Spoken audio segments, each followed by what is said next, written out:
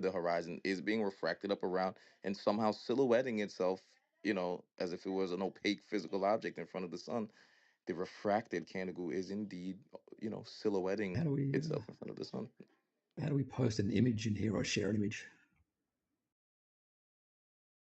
Right, but again, did I get that wrong? It is a refracted canticle that we see the silhouette of in front of the sun, right? It's not the actual mountain where we see it, right?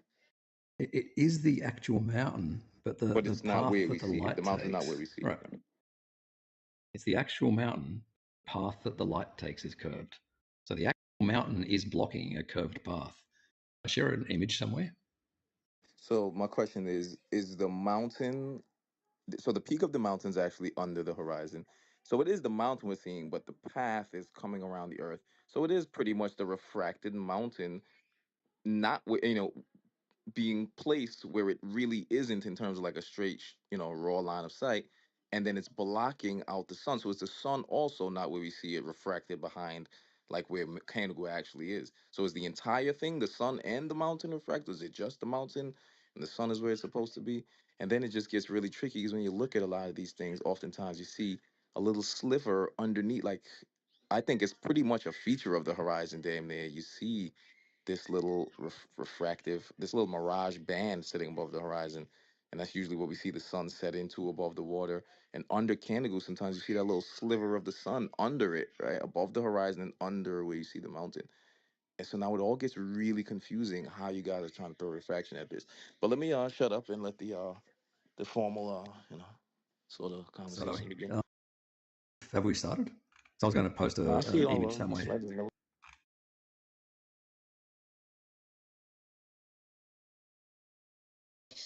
Welcome, Dr. Mike. We are so pleased to have you here, and thank you for taking out the time to come hang out with us and go over celestial theodolites and all that fun under the sun. He's muted, but we saw Ruhif in here, and we wanted to get here before the contamination could spread, and you could pollute all your minds. Yeah, too late. He's the first one in. Too late. Welcome, Dr. Mike. You know the question we're going to ask later. Can you hear me okay? Loud and clear. Yep, audio's working good. All right, this is the first time I've used Clubhouse, so I wasn't positive I hit the right mic button. It's been a while for me. I just figured it out. So welcome to the shit show.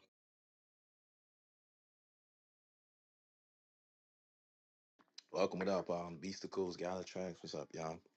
Dr. Mike, see Space Audits, Daniel. I haven't seen Daniel around in a long time. Shane, what's up, y'all? No, thank Good you to for see remembering me. I used to Of actually course. frequent this app, but yeah, it's been a long time. Stone's down there too. You can send Stone up. Who's that? What up, Jamal? Man of Stone. Is do a he quick up mic here? test because my mic's Put the flat Earth and the round Earth sound good. because we're in a big ice wall. Shit, fucking faggots. All right, we can remove Kate Johnson, I guess. No, don't remove me. Shut the fuck up and shut. And just like that. And just Who like is that. Solid globe arguments. Those are actually about the on par with what I've heard against the celestial theodolite so far, to be honest. Good grief. Very angry man. Sheesh. I just want to say this real quick. If you're not going to be respectful of the space and you're just going to crash out smoking your Marlboro cigarettes, I don't know if you're on your 6 PBR or whatever it is, you can just leave it at the trailer park, honey, because we don't need that here. Yeah, definitely. If you're drunk, don't speak. If you're drunk, definitely don't speak. Did anyone notice these guys having more confidence? Sorry about that, little bro. Amir, has she gotten more bold since Strange World?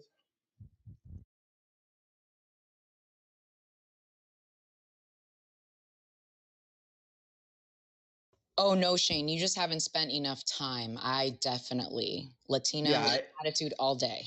I thought about it after I said it, and I immediately was like, yeah, I don't know her enough then. This could be her. Shane, I sent you a message on my Facebook. We're already friends on there, so I was like, oh, we're already friends on Facebook. So I sent you a message there, and I invited you to my Facebook group with almost 10,000 people. So. Nice. Yeah, I've been trying to. I'm new to Facebook, so I don't accept all the friend requests because I get there's a whole bunch of people that I'm like, I don't know who any of you are. No, we're already I think friends on you. Facebook. Yeah, Yo, Daniel. I evaluated your friends and grabbed you. Sorry. Yeah. Yeah, we're about to do an interview, I think, here. with Dr. Mike. I think Liz was about to start an interview.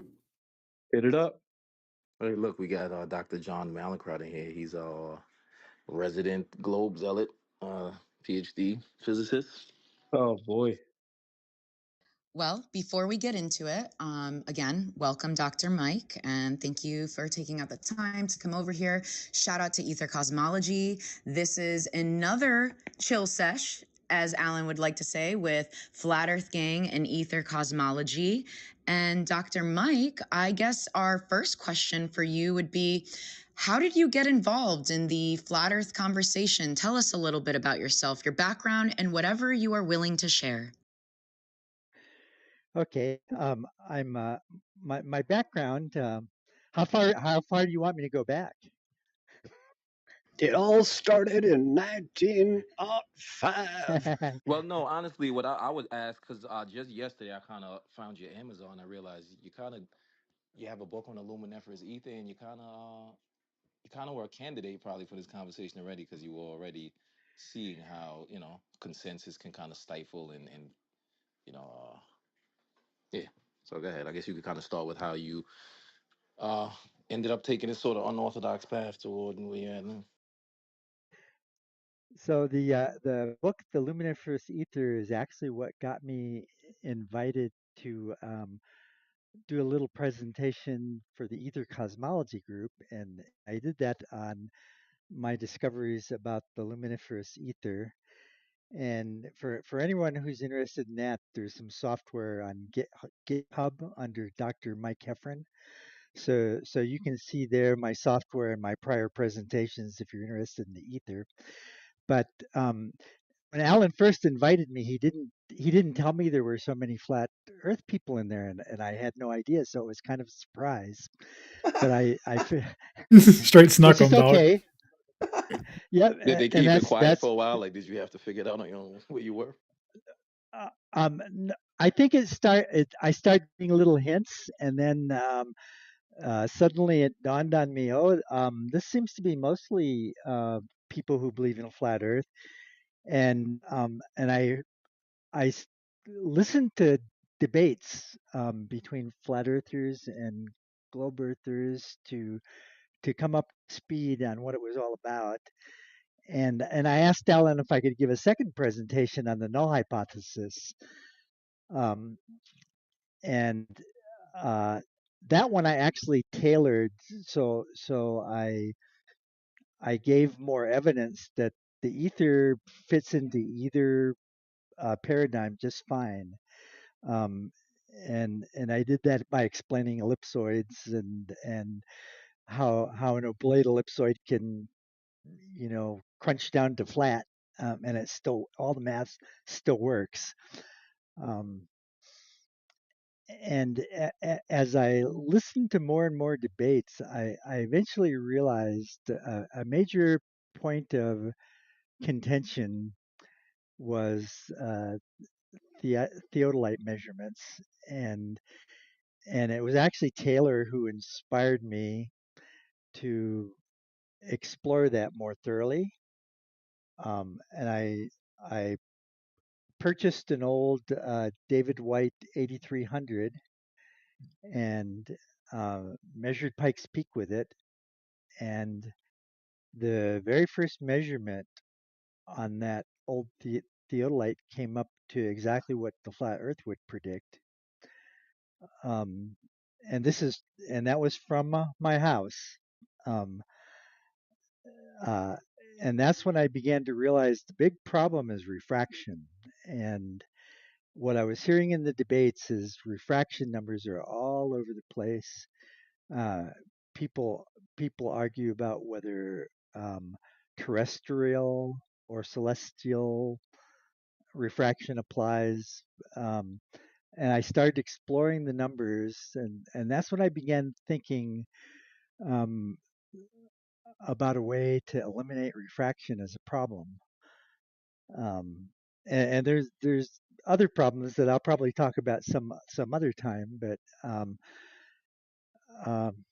what I realized is the best way to eliminate refraction as an issue is watch my local Pikes Peak occlude stars and see what angle is occluding them in. So I already knew from my sunroom to Pikes Peak should be a 2-degree, 31 arc minute angle. And so I watched a few stars being occluded by Pikes Peak, and I personally used Stellarium to verify the elevation of the stars, but any astronomy tool will work.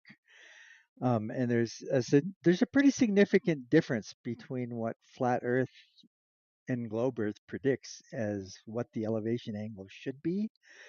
And that was actually pivotal in me purchasing an old David White 8300 because I didn't need that grade of accuracy. There's at least a 15 arc minute difference between the flat Earth and the globe Earth prediction, depending on who you ask. But that old theodolite was more than adequate to detect that difference. But I realized that because refraction is the big issue, it doesn't matter what theodolite you're using, refraction is always going to be the issue. And by letting the mountain peak occlude the star, I know at that point it didn't matter where the star appeared to be. All that mattered was that it was gone, and I had the exact time when it disappeared. So after a few experiments, I got pretty good at being able to spot it, figure out where the star was, get the elevation out of Stellarium, and then I set about trying to record the experiment. And I presented at Globebusters episode 13.6 my very first good capture of a star being occluded by Pikes Peak, and that turned out to be 39 Aquarii, and that occurred on January 31st at 6:27 p.m. and 25 seconds. And I believe the angle for that particular star in Stellarium was 133. And what I discovered after doing a number of stars is they were, and this had to do with a lot of factors. There was about plus or minus 2 arc minutes of variation centered around 2 degrees and 31 arc minutes, the exact predicted angle using the flat Earth model. So it was clearly not a globe Earth angle I was measuring. It was a flat Earth angle. And then I went on to next to Blodgett Peak, and the flat Earth prediction for Blodgett Peak is 1 degree, 16 arc minutes. And my measurements came out to be 1 degree, 17 arc minutes plus or minus 1. So for both of those peaks, and they were probably 5 days apart. I had a lot of cloudy days in between, so I had to wait for clear enough weather to be able to capture stars being occluded by the peak. But when the second peak came out with the flat Earth angle and not the globe Earth angle, that removed all doubt that the experiment was successful. And I explained this in Globebusters 1316. I forgot to mention it here. I started out with a globe Earth hypothesis. My hypothesis was Earth is a globe. And so the null hypothesis, Earth is not a globe. And so the goal for a null hypothesis is you want to disprove it. And that's because you can't prove a hypothesis. Often there's too many assumptions.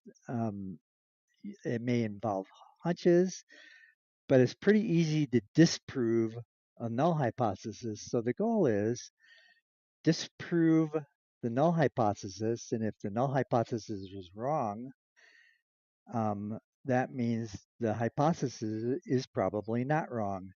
And scientists generally consider it too strong a statement to say the hypothesis is correct. because so many things are debatable, but it's not debatable when you disprove a null hypothesis. So none of my measurements were able to disprove the null hypothesis that the Earth is not a globe. So what my professors would have told me, actually my professors did tell me this. They said when you pick your hypothesis, you pick your null hypothesis. If you find out your hypothesis was wrong, you just interchange your hypothesis with your null hypothesis. So in this case, we can now exchange them, and we can say the hypothesis is the Earth is flat. So the null hypothesis would be the Earth is not flat, and the measurements refute that null hypothesis, which means the Earth to probably somewhere between 2 and 3 sigma level of confidence, the Earth is flat. And in my presentation on Globebusters 13.6, I actually provided a lot of details on how to make more accurate measurements. The ones I did were more than adequate to reject the null hypothesis, but this is such an easy thing to do. Anybody can do it. You don't need any special equipment.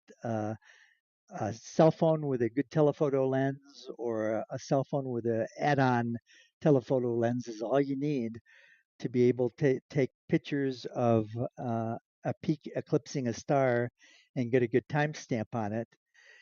And once you've got the peak eclipsing the star, that you just see what was the elevation of that star when the peak eclipsed it. And sorry, I meant occluded. So, sorry for using the wrong terminology. What was the elevation of that star at the time the peak occluded it, and then it's a simple matter of, is that the flat Earth angle or is that the globe Earth angle? So I didn't tell you, I kind of went right into that and didn't tell you any of my background, but I'll give you another chance to ask about that if you want. Yeah, no, that's great.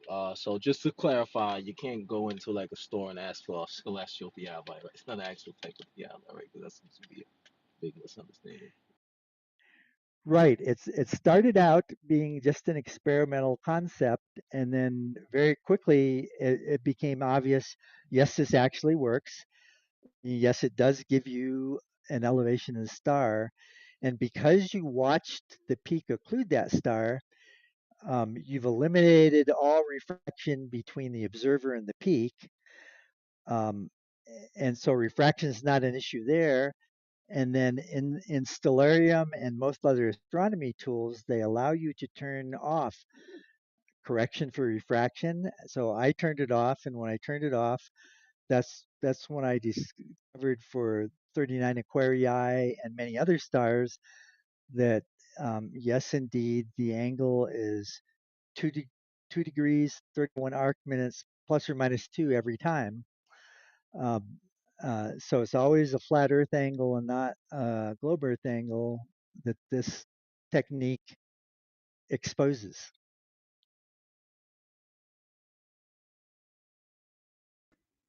Outside of yourself, I would just ask, have you been in touch with anyone who's replicated this outside of Pikes Peak with any other stars and any other positions?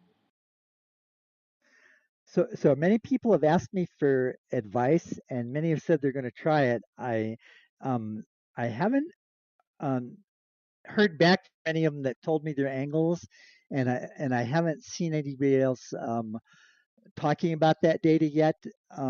But they're also not asking a question, so I presume they're having the same problem I did with just waiting for a cloudy day. Because as you can imagine, if you're trying to go say 36 or beyond kilometers away, there's potentially a lot of clouds between you and the peak, and so you have to wait for a day when there's no clouds interfering with you seeing the peak, and when there's no clouds behind the peak that are preventing the stars from being visible.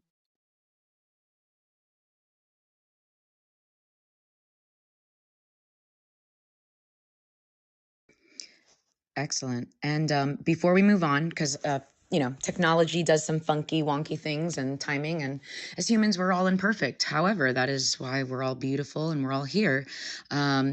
Mark has stopped by. Mark Sargent. He just wanted to give a quick hello because I know he has to dip out to do an interview. So, Mark, if you just wanted to quickly say hi, and people, if you just want to say hi, and then yes, everyone, we will get to the debate and the questions. I promise. Mark, it's a big mic. It's a big mic button that you have to like hit in order to be able to speak. It's on the right bottom hand side, Mark. How about now? We got Perfect. You. Oh, thank God. Hi, I'm Mark. so sorry, guys. I just, I would have been in here earlier, but I did not realize the club deck required the phone to get the app first. And so I was like, okay, so then I get the phone. The phone's like, I'm not taking your code. And so I had to bounce back. Finally, I just had to reboot the phone, and then it took it. So this entire time, I've been just hammering on the phone. So sorry, apologies. What interview are you doing? I am doing. Oh, it's nothing big. I'm doing Tim Banal, Banal of America, who I've done a couple times before. We met at the Dallas conference a few years back, and so we're catching up on all the what's happening. I met you at Flattoberfest 2022. That's where I met you. Nice, very very cool. I only missed one of the Flattoberfests. But yeah, the one out in the Carolinas. So you missed the hurricane version? Well, yeah, a lot of people did. Yeah, I didn't go either, and I was like, oh, thank God. Anyway, so it's my first time to Clubhouse. Lisbeth invited me, and so thank you guys for letting me come into your home and see everything. And this is cool. I've never used Clubhouse before. A lot of fun. Welcome, man. Definitely shout out for, big up to you for gracing the stage. You're definitely a flat earth OG in the YouTube sphere early on in this, new sort of flat earth renaissance, I guess. You're one of those names that pops up when people talk about, some of the first things you see. Flat earth cruise is a big one. So, Yo, your mic's kind of low, brother. I could hear him, but thank you for that, by the way. And yeah, 10 years, by the way. Flat Earth Clues turned 10 years old in just last month. So a lot has happened. Yeah. Yeah, lots happened since then. A lot of conferences, a lot of meetups, a lot of people. So much content out there, and we're bringing the truth everywhere we can. And I love the fact that every platform that comes out, no matter what it is, just gets inundated with our content. So it's fun, and I'm never letting it go. And just so you guys know, for the record, we're not going to get into it here.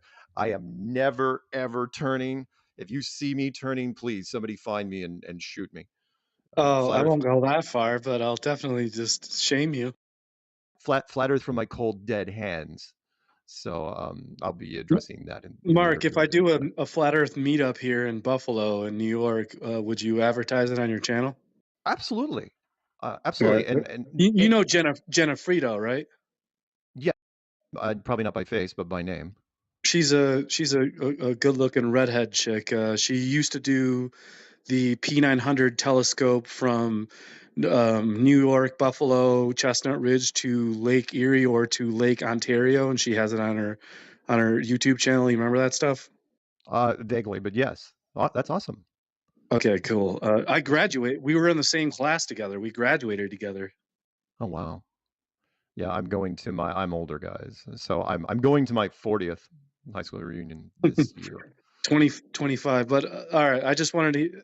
I appreciate that because I'm going to do a flat Earth meetup here soon because I've been wanting to do that for a while, and I figured you would be a good if I can get you to promote it because I can't promote things as good as you can. So if you can promote it, you can promote it better than me. So anyone, I don't discriminate. If anybody has a meetup, all you have to do is send me where it's going to be and the time and and whatever contact information you want to put in, so how people can get a hold of you. And I'll just build. I've got tons of templates. I'll just build it on my channel. You've probably seen them. And if someone's going to be there that if you want to promote them, it's like, oh, such and such is going to be there. It's like, okay, fine. if anyone, if you want me to come out there, all I care about is some place to stay and some sort of how to get there, airfare, and that's it. I don't charge anything. So sometimes people do it. Yeah, Mark. Yeah. We're gonna try to get you out here to the Carolinas at some point. So Oh, stay cool. tuned for that. Cool. And just so you guys know, and I do have to run here in a minute, but we are going to do a Flat Earth conference in North Carolina in, I think, the third week of September.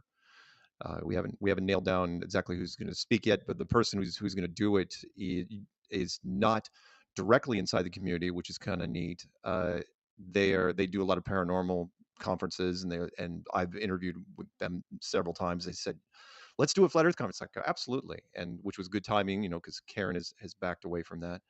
So it'll be probably in, God, I don't remember the name.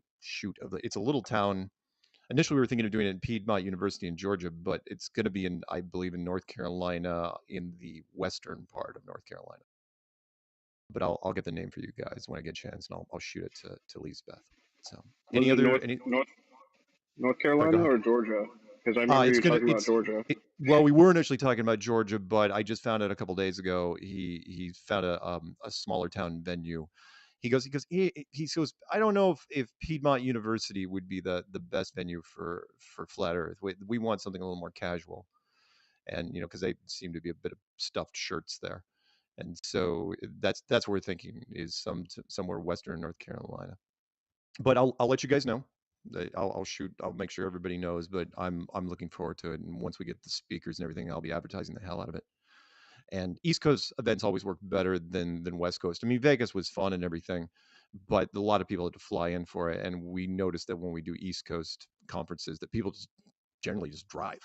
Most of the people come in from the East Coast and hardly anybody flies, which is nice. For whatever reason you guys think in the East Coast that everything's driving distance. I never understood that, but whatever. It's true. The West, we don't think about it. It's like there's a lot of space out here. East Coast, apparently everything looks the same from top to bottom, and you guys forget that you've driven 500 miles. So yeah, East Coast is awesome. And Just Jack says hi, by the way, Mark. Oh, cool. Hey, Just Jack.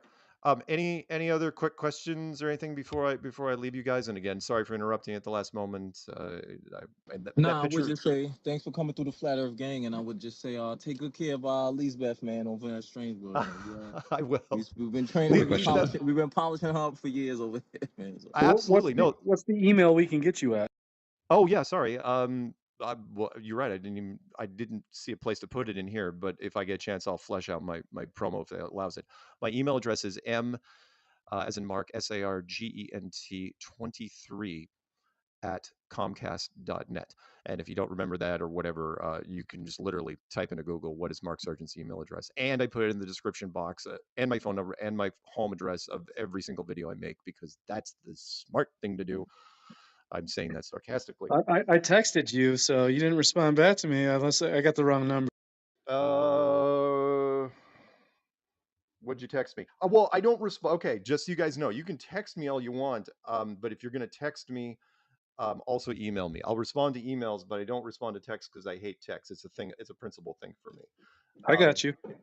So it's just, but email me, call me. I love talking on the phone.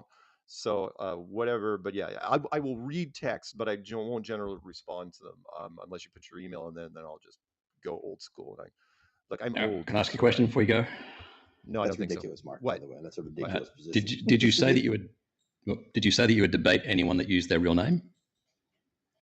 Well, no, I didn't say I'd debate anyone who would use their real name. I'll debate somebody, but you gotta be doing something. Like trolls challenge me all the time, and it's like, do you have any content? Have you done anything? You can't just we're not going to do the whole fastest gun in the West thing, where I just walk into a bar and then just anybody. It's like, hey, you want to draw? It's like, no, I don't. By troll, absolutely spank you. Stand. What? Said what you mean by a troll is someone that would absolutely spank you. The end. A troll would absolutely spank me? Did I say that just now? I think that's what he Don't said. don't I think mind he's Oh, UF. confused. no. Trolls are trolls. I mean, if a troll has a channel with 2 subs and no content, you can't Yeah, just come out Mark, and say, why don't you want to sorry. waste your time with a guy with 2 subs, dude? Dude, Ruiz's got like Well, yeah. I mean, 3,000 there is subs. that. He's a big I mean, deal. I've debated all sorts of people in the past, but you can't just nobody can just pull out of nowhere can just say, oh yeah, I'd like to debate you. It's like, okay, who are you? No offense, but you got to have done No, something. That absolutely. I 100% agree, Mark. so it's not a slight, but trolls are trolls, and trolls like to say all sorts of crap all day long. So I mean, the last person I debated was a physicist. It was a little while ago, but again, I don't What do you mind. mean But by troll? Like, why do you think I'm a troll? Okay, Rue, we're going to move past this whole semantics game and this whole thing. Like, let's just move it along. He's got time that he's got to go do something, and we're trying to just move this along. So kindly, just save it for the debate. He also okay. didn't call you I'm a sorry. I troll. didn't realize we had people that were already in this that were on the Yeah, other side. Rue, Sorry. he didn't call you a troll, so relax there, Yeah. buddy. What he meant to say was STFU. You know what I mean? No, not at all. But if you want to email me, my email that's what I'm address is saying to Ruiz. email me. I will address whatever concerns you have, and then we'll move forward or not from there. So But I no read out offense. your response a few weeks ago, Mark. Oh You, God, you did All man. right, respond to me. Ruev, come on, dude. Okay. Let's Okay. let him get to Anyway, his thing. I have to. Mark, have a good night, brother. Yes. Thanks, Have a good guys. one, Mark. Anyway, Thank you so much for stopping by, Mark. I'll happy to It's do an it. open door, Mark, and you got a pink ticket attached. I don't know, maybe on Club Deck it's not that easy, but if you Fantastic. join the house, I'd love to come in, and I'm sure Lisbeth will remind me when you guys do so. No, you'll see me again, definitely. for So sure, anyway, man, please, stay flat. no doubt. All Rue, right, should we go that through was the a great rundown? introduction there, buddy. Dude, you can't even help yourself, can you? It's like Witsit was around. You just turn into like Dr. Jekyll, Mr. Hyde. It's incredible. Yeah, I mean, I don't like. Listen, the histrionics is good. It's good for the entertainment value, everything. But we definitely want to make sure we get this thing laid out properly, and we get the right contenders to step up to the plate, so we can kind of, hash this out and minimize the trolling until like after it's laid out, we could, take the gloves off a little bit. Yeah, and I'd like Lisbeth to continue your interview with Dr. Mike. It was very nice to listen to.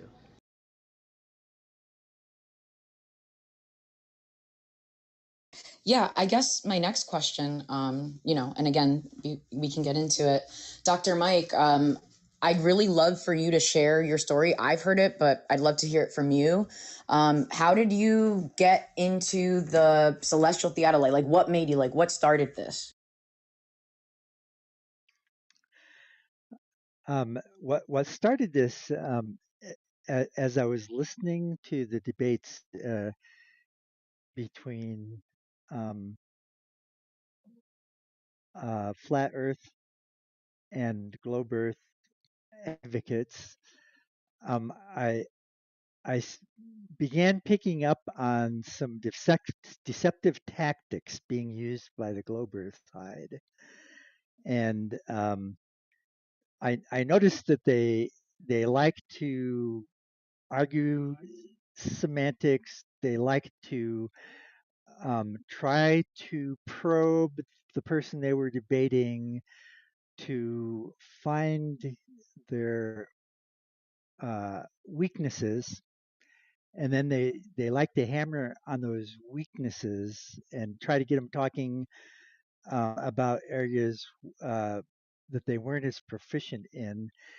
But what I noticed they weren't ever doing is they weren't defending their own hypothesis. They were trying to shoot holes in the flat Earth hypothesis. So my first step was, well, I'm gonna defend their hypothesis for them. The Earth is a globe, so the null hypothesis is the Earth is flat. And that's when I began exploring various things about how do I go about refuting this hypothesis that the Earth is not a globe. And then and the answer is pretty obvious. If you want to refute it, you assume that the Earth is flat, and then just show that that's wrong. So that's what I set out to do. We'll assume the Earth is flat. If the Earth is flat, uh, let's measure something far enough away that we can tell whether the Earth is flat or not. So immediately, and I apologize because I never went over my background, and I should probably go over my background, and that'll help you understand why my mind went the way it did. But I'm a product of the space race in the 1960s, and I started my freshman year of college in 1968, and I had a part-time job at Motorola at the time, and they were building the transmitters for the Apollo moon landings, and that kind of got me involved in space technology. And I made the mistake. I was going to a trimester college, and I made the mistake of taking the third trimester off, and I immediately got drafted into the Vietnam War. So I joined the Air Force, um, and in the Air Force, my job was precision measurement equipment technician, and I actually calibrated theodolites, among other things. Theodolites, oscilloscopes, gauge blocks, all kinds of electrical and mechanical equipment. And my job was to make those devices traceable to what was at the time called the National Bureau of Standards, and they've since renamed themselves to the National Institute of Standards and Technology. But anyway, that got me involved in electrical and mechanical uh, um, precision measurement equipment. After the Vietnam War ended, I left the Air Force. I went back to work for Motorola because they gave me back all my seniority for the time I was gone. They did that for Vietnam vets, and I worked in their satellite Earth terminal division and several other satellite related um, technology divisions there. And at that time, I was in school. I had resumed school under the GI Bill to become an electrical engineer. Um, Motorola had me working on more and more computer projects. So my senior year, I changed my major to computer science, and um, and then ultimately I got my degree in computer science, my bachelor's degree. Um, I started my own company. I uh, we built that was Cybersoft Incorporated. They stuck around for about 30 years, but I sold the company after 4 years, and I went to work for Injection Research Specialist here in Colorado Springs. And actually, I'm outside of Colorado Springs, but I worked in Colorado Springs for them, and that's where I got my patent on a method for air density compensation of internal combustion engines. Um, and that actually set the stage for me to be able to understand the ether once I got to that point, and it was a few years before I got to that point. After the patent, that's when I realized Newton's universal gravitational constant was not universal, nor was it constant. And I tried to get a paper published on that to no avail, but eventually I did write about that in my second book. So I've written a total of 3 books. The first one is Ramblings of an Old Man about prime number 17, and all of these books are available free for anybody who wants them on Kindle Unlimited. But in the first one, you can see I was beginning to challenge everything that I had been taught, that I was beginning to realize everything we've been told is wrong. And in my second book, you'll see that coming out even more. That one's Ramblings of an Old Man about the scientific method. And in that one, I'm real specific about exactly what was wrong with Newton's universal gravitational constant and how I knew it wasn't universal nor constant. And then I went a little farther, and that's when I first realized that Kepler's third law demands that absolutely all matter must be built around a black hole.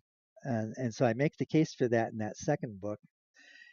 And right after I finished that one, I began writing the third book. It started out being ramblings of an old man about the luminiferous ether. And then ultimately, after I finished it, before I published it, I realized this needs to be more than rambling. So I spent about a year and a half editing it, putting it in a easier to understand order, not the order of discovery, but a better order of presentation. And finally, I renamed it the luminiferous ether, primary substance of the universe. And for probably everybody who knows about Kepler knows where that. Sorry, not Kepler. Everybody who knows about Nikola Tesla knows where that term primary substance of the universe came from, because that's how Tesla described the luminiferous ether. But and you'll see a lot of references to Tesla in that book, because I concluded he knew a lot more than he was talking about, and I set out to, as much as I could, to tie what I discovered to what he discovered, and that book is what ultimately got me invited to do a presentation on the ether for ether cosmology. And then they hearing the debates, that sucked me in a little farther, and then when I did the experiment to help refute the null hypothesis that the Earth is not a globe, that's what sucked me the rest of the way in. When the very first experiment showed that I can't refute that the Earth is not a globe. In fact, the data shows that the Earth is flat. So I love hearing this story every time. Sorry. Oh, and I should have given a shout out to Shane too, because I spent a lot of time playing with his celestial model and helping me to understand the flat Earth philosophy and why we use the same coordinate system and why it works. And what it's really doing, and I think it was Shane who said this, but if not Shane, many people have said this: the natural coordinate system for everybody, because from our earliest childhood, we've all noticed the stars and their peculiar behavior and their cycles, and so that was kind of a natural way to lay out a flat Earth or a globe Earth. And the mistake people made, in my opinion, is the big mistake our globe Earth friends made was using theodolites in the belief that it proved their point, because they could detect that the mountain peaks were at a lower altitude than they should be. And what they did not realize is they're using the theodolite way beyond the range it was designed to be used for. In the laboratory, we calibrate theodolites over just a small range of meters. The vast majority of manufacturers only rate them at good to a few hundred meters. The ones who rate them farther, there was a big motivation for theodolite manufacturers to build theodolites in such a way that they don't try to remain true over long distances. And I finally got around to measuring 6 local mountain peaks from my front yard, and I generated a report in Ether Cosmology and Discord.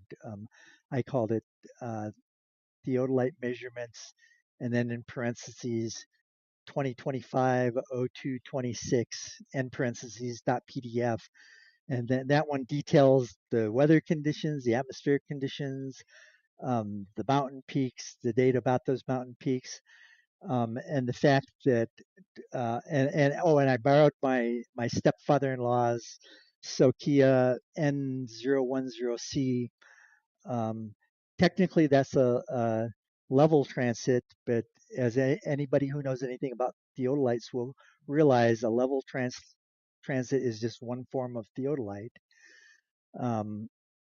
And it has special properties that most theodolites don't have, specifically the ability to maintain its accuracy over a 360-degree horizontal range, which most theodolites are unable to do that. But anyway, the Sokia had an accuracy of plus or minus 1 arc minute. So I measured 6 local mountain peaks using that theodolite. I had to take it out of my sunroom because I can't see all the peaks from my sunroom, but I just moved it not too many meters into my front yard. So people who compare the elevation angle will notice that's about 3 meters lower than my sunroom.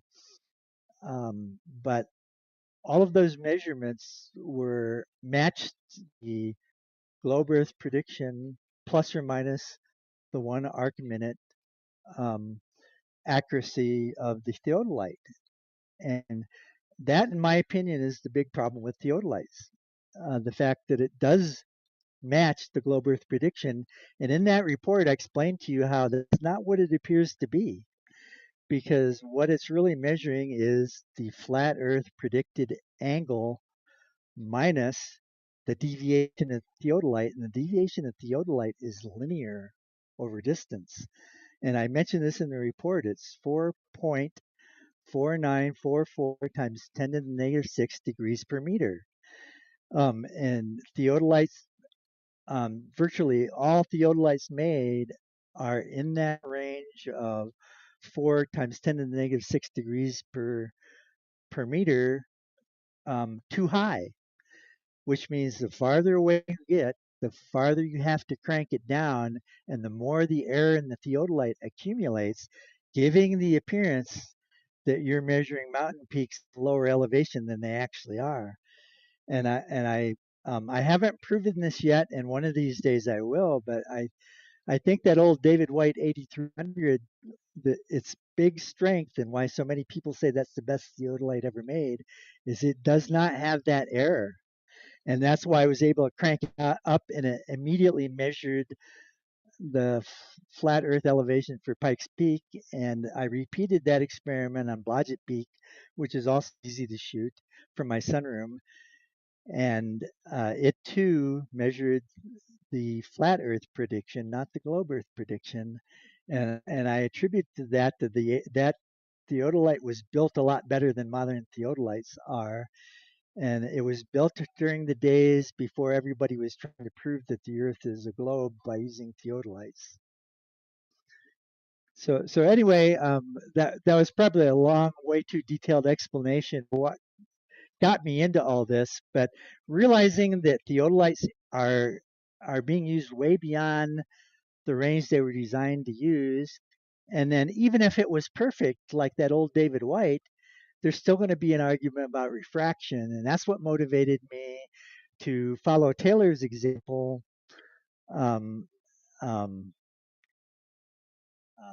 make my own measurements, do my own experiments, and in the process of doing experiments and realizing that refraction is the problem, I set about to think, is there an easy way to get rid of refraction? And just what was immediately obvious is just let a mountain peak occlude a star, because when it's occluded the star, the star just went behind that mountain, and it doesn't matter where that mountain appears to be. It doesn't matter where the star appears to be.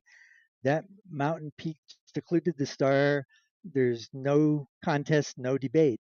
And now you've effectively, once the peak is occluded the star, you've effectively teleported yourself to that mountain peak. And now the critical question becomes, where was that star relative to the mountain peak at the time the peak occluded it.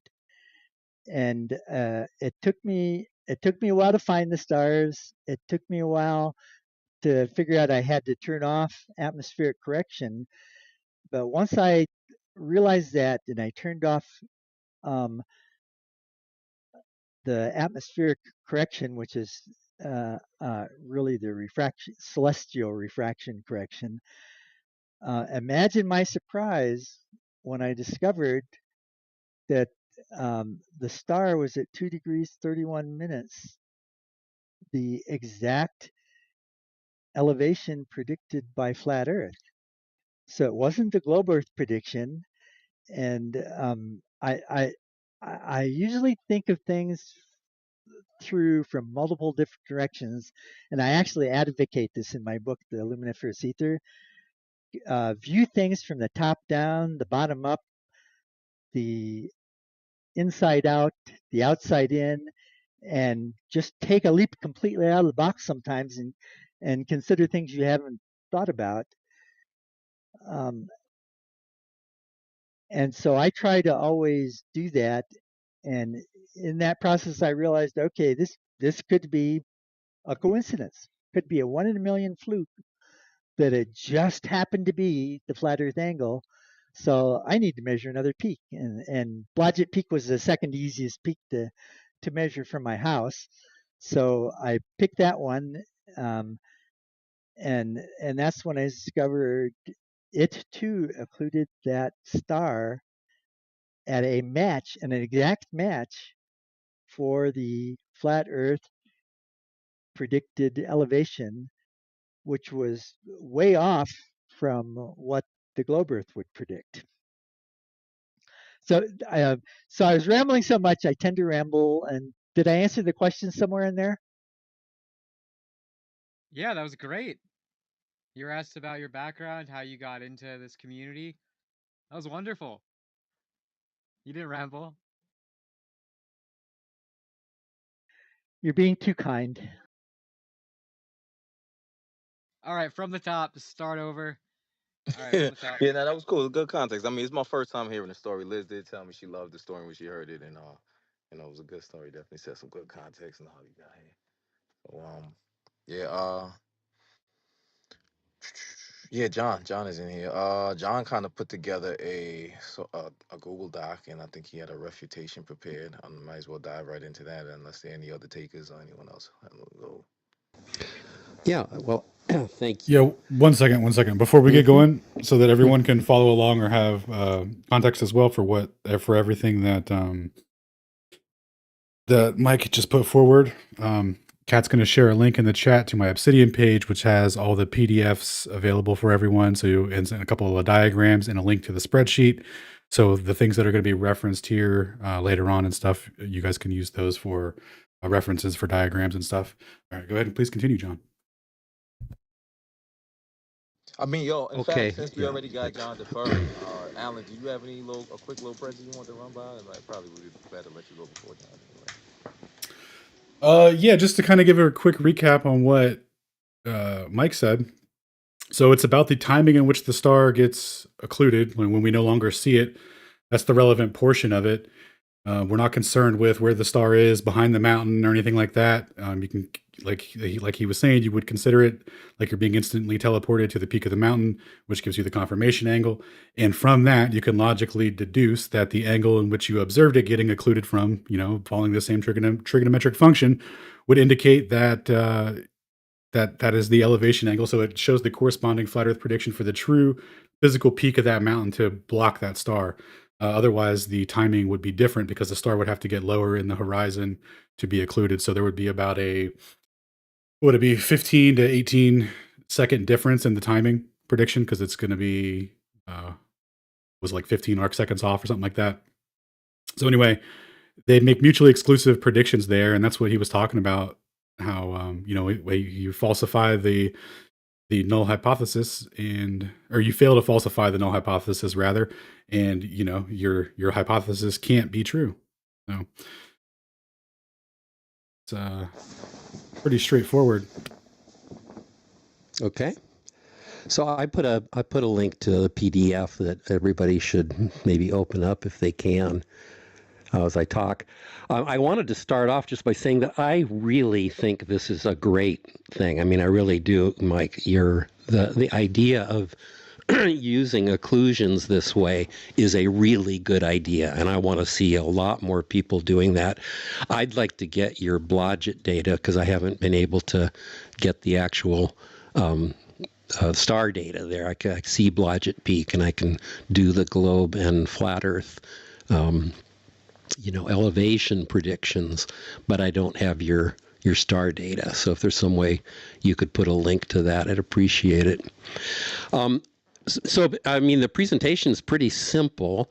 If I do, you can see on my PDF on the last page, I show the diagrams that are pretty simple for calculating, and I get the same values you do for the geometric angle to the peak. I think within, certainly within any kind of uncertainty, I get the same angles.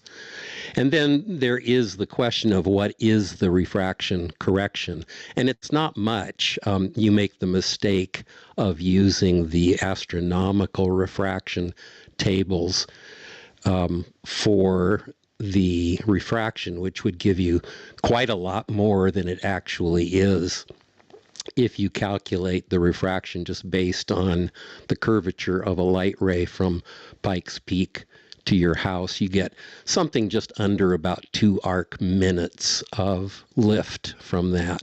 So it takes both the flat Earth values and the globe Earth values and adds, I get 1.7 arc minutes, but I think that's uncertain to certainly a pretty good fraction of an arc minute. So I'm pretty satisfied just to call it a couple of arc minutes.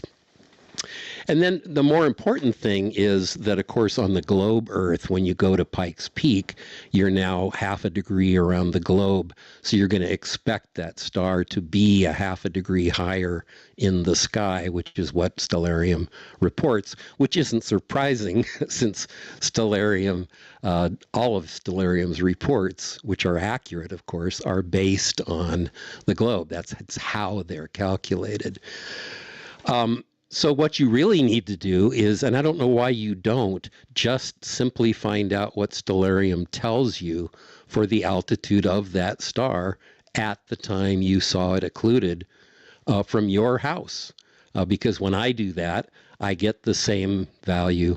I get 2 degrees and 18.8 minutes, which is to be compared with the globe Earth prediction of 2 degrees 19.4 minutes. That's within less than 1 arc minute of agreement.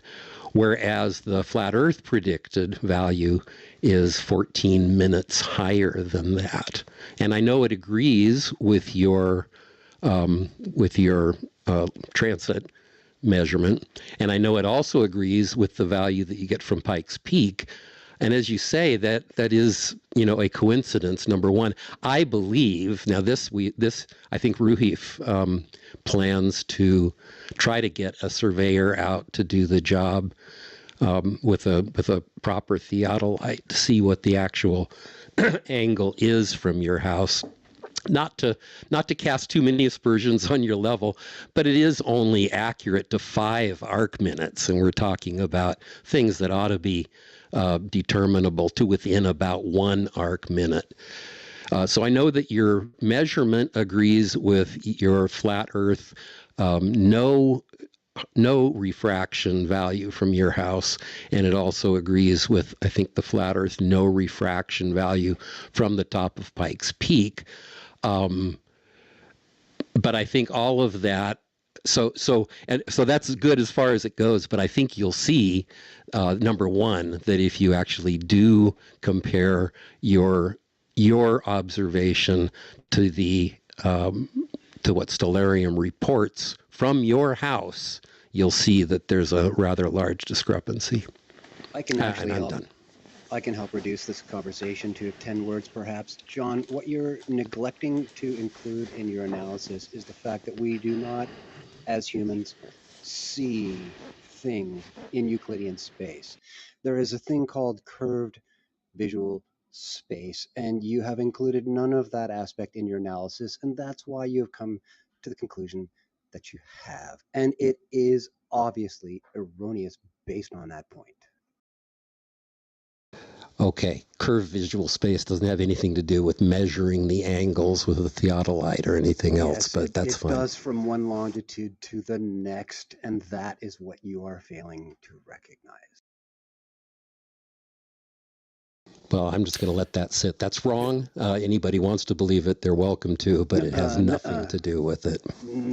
Well, Says John. well, before we get into the difference between optical curvature versus physical Earth curvature, I think getting back to the celestial theodolite measurements will kind of help differentiate between the two.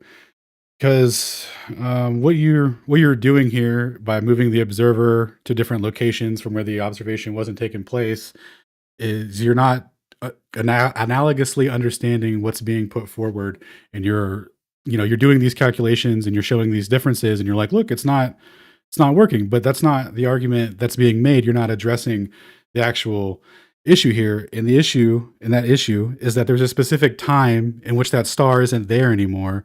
And what he was saying earlier about how it would be equivalent to being instantly teleported to the peak of that location, right? You can do that in Stellarium and show that 2 minutes or 2 degrees and 31 arc minutes for the elevation of that star, and you can, geometrically, it's a literal triangle that we did for the baseline of the calculation. If the timing that it gets occluded corresponds to that, and that's what the peak is at the top, then that's what the angle is that you're observing it from. They're the same.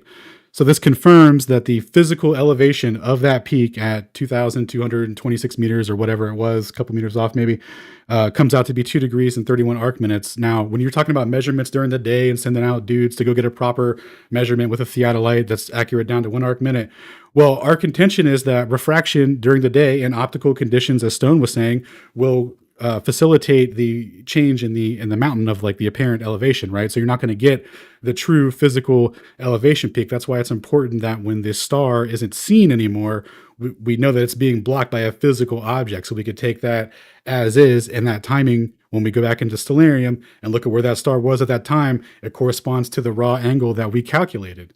So the only way that that would do that is if the Earth is actually flat. So I agree with you. I think an actual theodolite measurement is not important. The critical thing is simply doing the calculation for what the elevation angle of Pikes Peak is, and comparing it to what Stellarium reports for the place that the observation was made from. And that's all I'm talking about. If you ask Stellarium what was the elevation of that star from Mike Heffron's house at the time that he saw it occluded, it will tell you that it was about 2 degrees and 19 minutes. So that's actually one of these points of confusion that I was talking about, that I feel is a devious tactic being used by Globe Earth advocates, because I eliminated any relevance of where the star appears to be from my house by watching the mountain peak occlude the star. So I know now that wherever that peak is, it physically blocked the star. So the relevant point becomes, now if I'm on the peak, where is that star relative to the peak? When you turn off all corrections in Stellarium, it reports the actual location of that star is 2 degrees 31 arc minutes, exactly corresponding with the flat Earth prediction for Pikes Peak. In the case of Blodgett Peak, it says that star is at 1 degree 17 arc minutes. That was 1 arc minute high from the flat Earth prediction of 1 degree 16 arc minutes, but far different from the Globe Earth prediction. So I mean, I agree with almost everything you said there, except the relevant thing is not that you then transport yourself to Pikes Peak. You're exactly right. It's what I love about your technique, is that you simply look for an occlusion and then you ask Stellarium, how high was that star from the place that I observed it when it was occluded, and that's it. So that star from your place when you saw it occluded was 2 degrees and 19 minutes above the horizon. So what you just did is what I consider another devious technique. You want to always move the measurement back to my house, where you can create the illusion that it's a globe Earth angle. But the peak occluded that star, so it is irrelevant where it appeared to be from my house. What matters is, um, did the peak occlude it? Yes, it did. I saw the star disappeared, and at that instant in time, on the mountain peak, relative to the mountain peak, the actual location of the star was the same 2 degrees 31 arc minutes that flat Earth would predict. Well, okay, once again, I mean, I feel like we're going around in circles, so I'll just say it one more time and then I will shut up. But as you say, I mean, and this is what I love about this thing. You saw that star occluded by Pikes Peak, and the only question is, how high was that star as observed from your place when you saw it occluded by Pikes Peak? And the answer is it was 2 degrees and 19 minutes above the horizon. Nobody cares where it appears to be via refraction. We only care where it actually was via the physical occlusion. You can't say it any simpler. But there is no argument to that, so they will always try to do what he just did, make it about the distance to the house, from the house to the peak, because they can't make the corrections from both sides without it. So good luck, everyone. I wanted to touch back on the contention and the math that John put forward earlier. John, if you're able to scroll back up and click that that link that Kat posted, so that you could get access to the spreadsheet there. We both make the same prediction. We arrive at the elevation slightly differently, but the refraction correction that we apply gets us to the exact same answer. So whether or not you do it where you come out with, what was it, 214 or 215, no, 217, sorry, and then you add 2 degree or 2 arc minutes for terrestrial refraction. If you do it doing the arc sine of from the distance, you get 2 degrees 4 arc minutes, but when you add the 15 for the celestial refraction, you get 2 degrees 19 arc minutes. So we arrive at the same prediction for the angles, right? So like that's not in contention, right? Even though you might disagree with how we got there mathematically, or you say that we applied too much there, here or there, either way, we have the same angle prediction. Now, the time that it was actually occluded, though, corresponds to 2 degrees and 31 arc minutes, and that is where that is the point of this, right? Because when you try to make it about other things or change where the observer thing is, you're changing the prediction. That's not what this is about. This is about simply when the star isn't there anymore, and we could, through the geometric properties of a triangle, we establish that the angle at the peak would be the same as the angle that we observe for the occlusion based on the timing. So I think I've said everything I need to. I know that Ruhif is in the house, and I've talked with him as well. And it'd be nice to get his take on what I've said, and maybe he can emphasize something else. Thanks, Ruhif. Thank you. So I heard you talk that you said you'd measured it with a Sophia theodolite, and the measurements matched got very, very close to the glow prediction. In your document, it says, to the best of your knowledge, you don't know whether that's been calibrated. Question is, did you calibrate your David White 8300? And if so, how did you do it? So the document's actually very, very clear on that. That I just set it up and measured it, got the exact predicted globe Earth angles, and I did that solely from the deviation of the theodolite. And it's the globe Earth prediction is the flat Earth prediction minus 4.4944 times 10 to the negative 6 degrees per meter times the distance that the theodolite is measuring in the distance. So the theodolite skews the measurement by the exact deviation required to give the appearance of a globe Earth. But it's a straight linear prediction. I did not account for refraction. It didn't matter that the theodolite was not calibrated, and it gave the correct result despite the lack of calibration. And as I mentioned before, I think what's different about the old David White is that was built during the days before theodolites were universally built to measure high like that. The answer to the question, did you calibrate your David White theodolite, is no. Asked and answered. Cool. And you're unaware that whether the Sophia one was calibrated. So all I have to say then is your Sophia theodolite measured the peaks to the angle, measured the peaks that matched the glow prediction, and stellarium from your house matched that 2 degrees 19 minutes with refraction turned on. Both of those match the globe. That's all I have to say.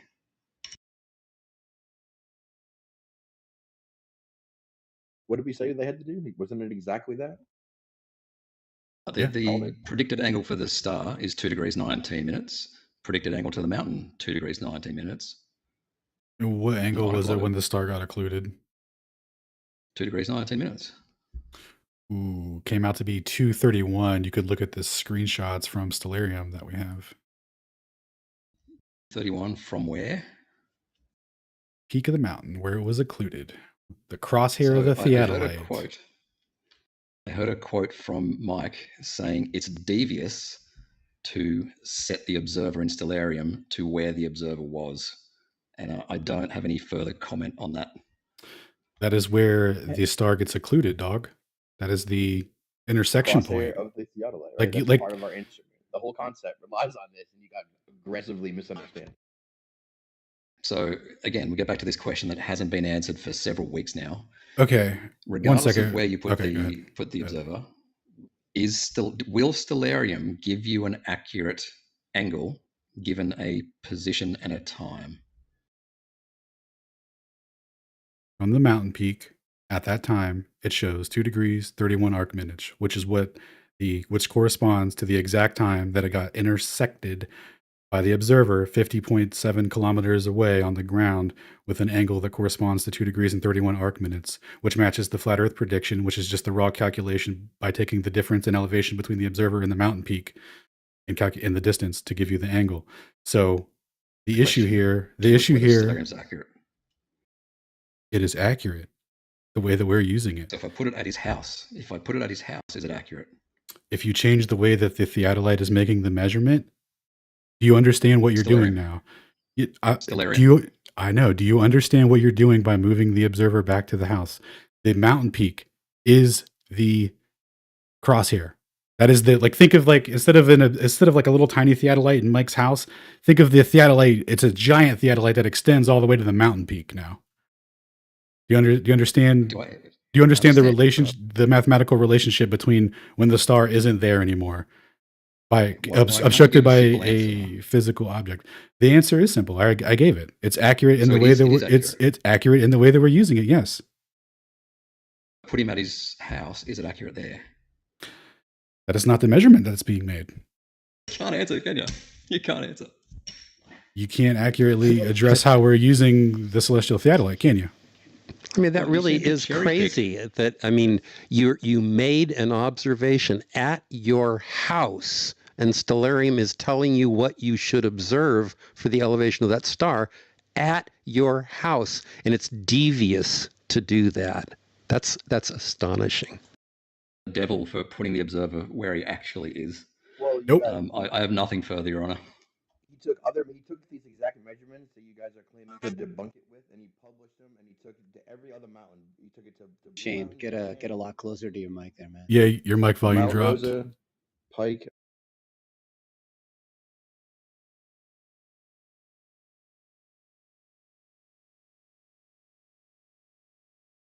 Can't be. It should be up all the way. It's got to be. Yeah, Yeah, you're good. better. No? Better. You're All right. Yeah. better. So he took the observations that you guys are claiming to debunk. Like, oh well, it looks just like he matched the globe. He pretty much conceded and said that to Mount Rosa, to Cheyenne, Pikes Peak, Lone Pine, Blodgett Peak, and Blue Mountain. He took all the measurements, compared it to globe versus flat, put in the refraction corrections, and gave all that to you on a platter. And all you want to do is talk about that as if it refutes or negates the argument in any way, and it absolutely does not. Right? Because of the time that it's occluded, it's physically not there. That's why it's the horizontal crosshair. Can any one of you steelman what I just said, please? If I steelman it, I have a bad feeling that Liliana is going to come in and call me a liar. So I better not. That is so bad faith, man.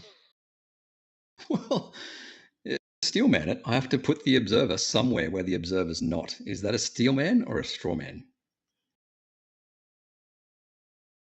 What was the argument that Shane just made, Rue? Right, is to put the observer. Do I need to put the observer somewhere where he's not? Yes or no? Do you understand? Are we giving a steel man? Oh, I'm not hearing a yes or no, really. This is not difficult. Can anyone steelman the argument without asking a question? The mountain peak makes Observer you somewhere. using the occlusion timing makes the observer at the peak. Did you understand when I said when we're extending the theodolite from Mike's house all the way to the mountain peak? That's what the implication is with the timing in which that star gets intersected by that peak. So if you can't steelman it properly without obfuscating and making it look like we're doing the thing that's deceptive, then don't bother or whatever, I guess. Okay, let me try to understand this because Oh, hold on one second, Hanson. Are you the guy that doesn't know what a nautical almanac is? Was that you from the other day? Right. You don't get to participate at all. From me, anyway. Really? Yeah. From me. Well, I mean, you don't say it. I mean, maybe you can just shut up. Qualified to participate in the discussion. You don't know. Yeah, just hold. Sit tight just a second. You can shut up. What? Can I ask question? Hold on, hang tight, Hanson. No, before we ask any questions, I think we were still waiting for a good steelman. If anyone would give a good faith steelman of the argument just made. Yeah, John wrote a whole PDF on it. Can you steelman it, John? You should understand it since you wrote a PDF on it. Do you get what's being put forward? You said you like it. You said you liked it. Remember that when you said that you liked what he did? I do. I love the technique because it does kind of eliminate a large part of the question. I mean, it's funny to me. I will say it's funny to me in a way that you're willing to rely on stellarium. Stellarium, of course, gives accurate values. Astronomers use it to know where to point, but all of its calculations are based on the fact that the Earth is a globe. But given the fact that you're willing to use it, and based on the fact that I love this technique, the technique is great.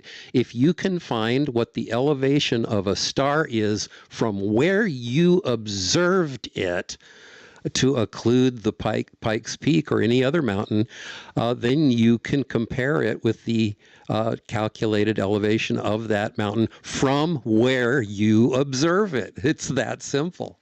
Hey, what do you call it when you argue against a version of an argument that your opponent isn't making, and then you aggressively argue that? What do you call that? Exactly. Oh, that's what it is. Oh. All right, so real quick, stellarium, right? Based on a globe. Stellarium is based on a snapshot of positions of the stars on a particular night in the sky.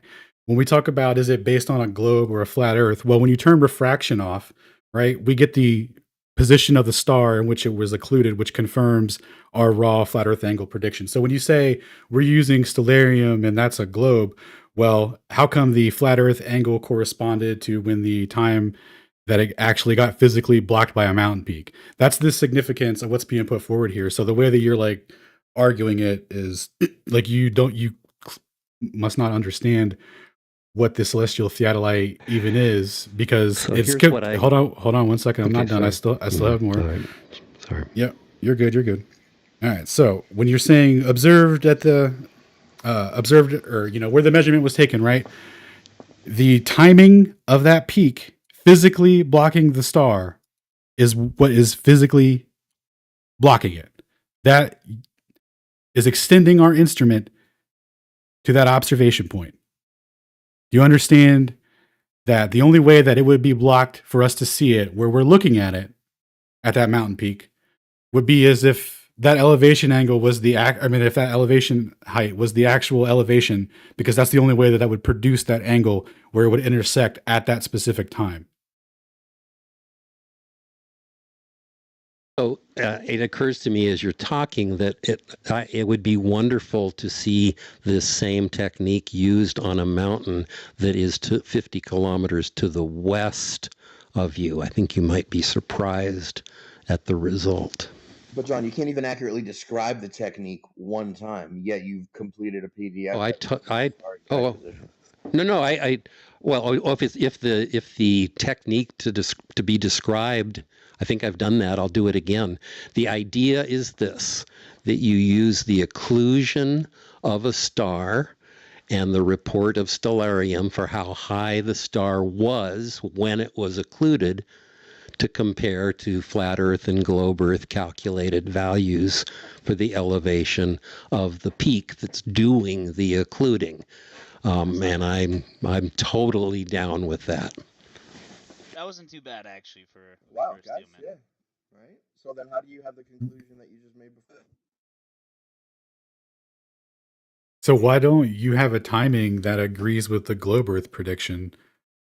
Because we have an intersected timing that corresponds with no corrections, whereas to even get to our position, you have to refract up. And additionally, when you are teleported to the peak of that mountain, the globe actually makes a different prediction there because you have to add another refraction correction to it. So at that point, your position isn't measured, your timing isn't there. So if you like the technique and you understand it, then as Shane said, how are you arriving at the conclusion that the Earth is a globe? Well, I arrive at the conclusion because of the agreement between the stellarium reported value and the globe calculated value.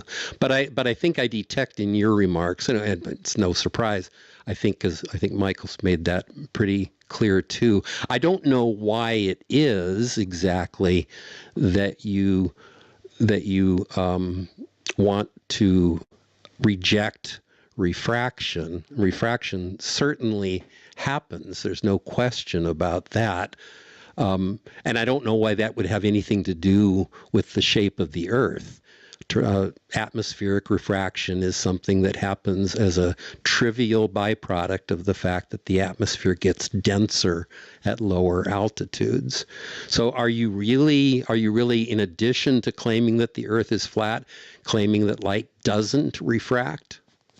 Absolutely not. My claim is not that refraction doesn't exist. We're saying that it's being overtuned to compensate for globularity. What we're saying by not accounting for refraction and, quote, eliminating refraction from the observation specifically is that once it's not there anymore, you can't say it's refracted up, right? Because it's not there. So it must be physically blocked by something. So that is the implication there. So when we have the raw calculation to get an angle in which it would be blocked, right, irrespective of any refractive conditions, and we have a light in the sky that suddenly isn't there anymore at a specific time that corresponds to that angle, we can make the deduction that it's no longer being refracted. It's no longer in a different position because it's being physically blocked now. So even if the star somehow, somebody was arguing this earlier and it was like, well, what about if there was refraction behind the mountain peak and it brought the star back up after the fact? None of that would matter because we have the initial timing in which it was blocked. And if the star did come back over the peak, we would just have a differential on a more accurate timing of the elevation of the peak for when it disappeared again. So that doesn't help either because there's still a physical object blocking it at a specific timing for that initial block to begin with. So that doesn't help at all. So our position isn't that there's no refraction or anything like that.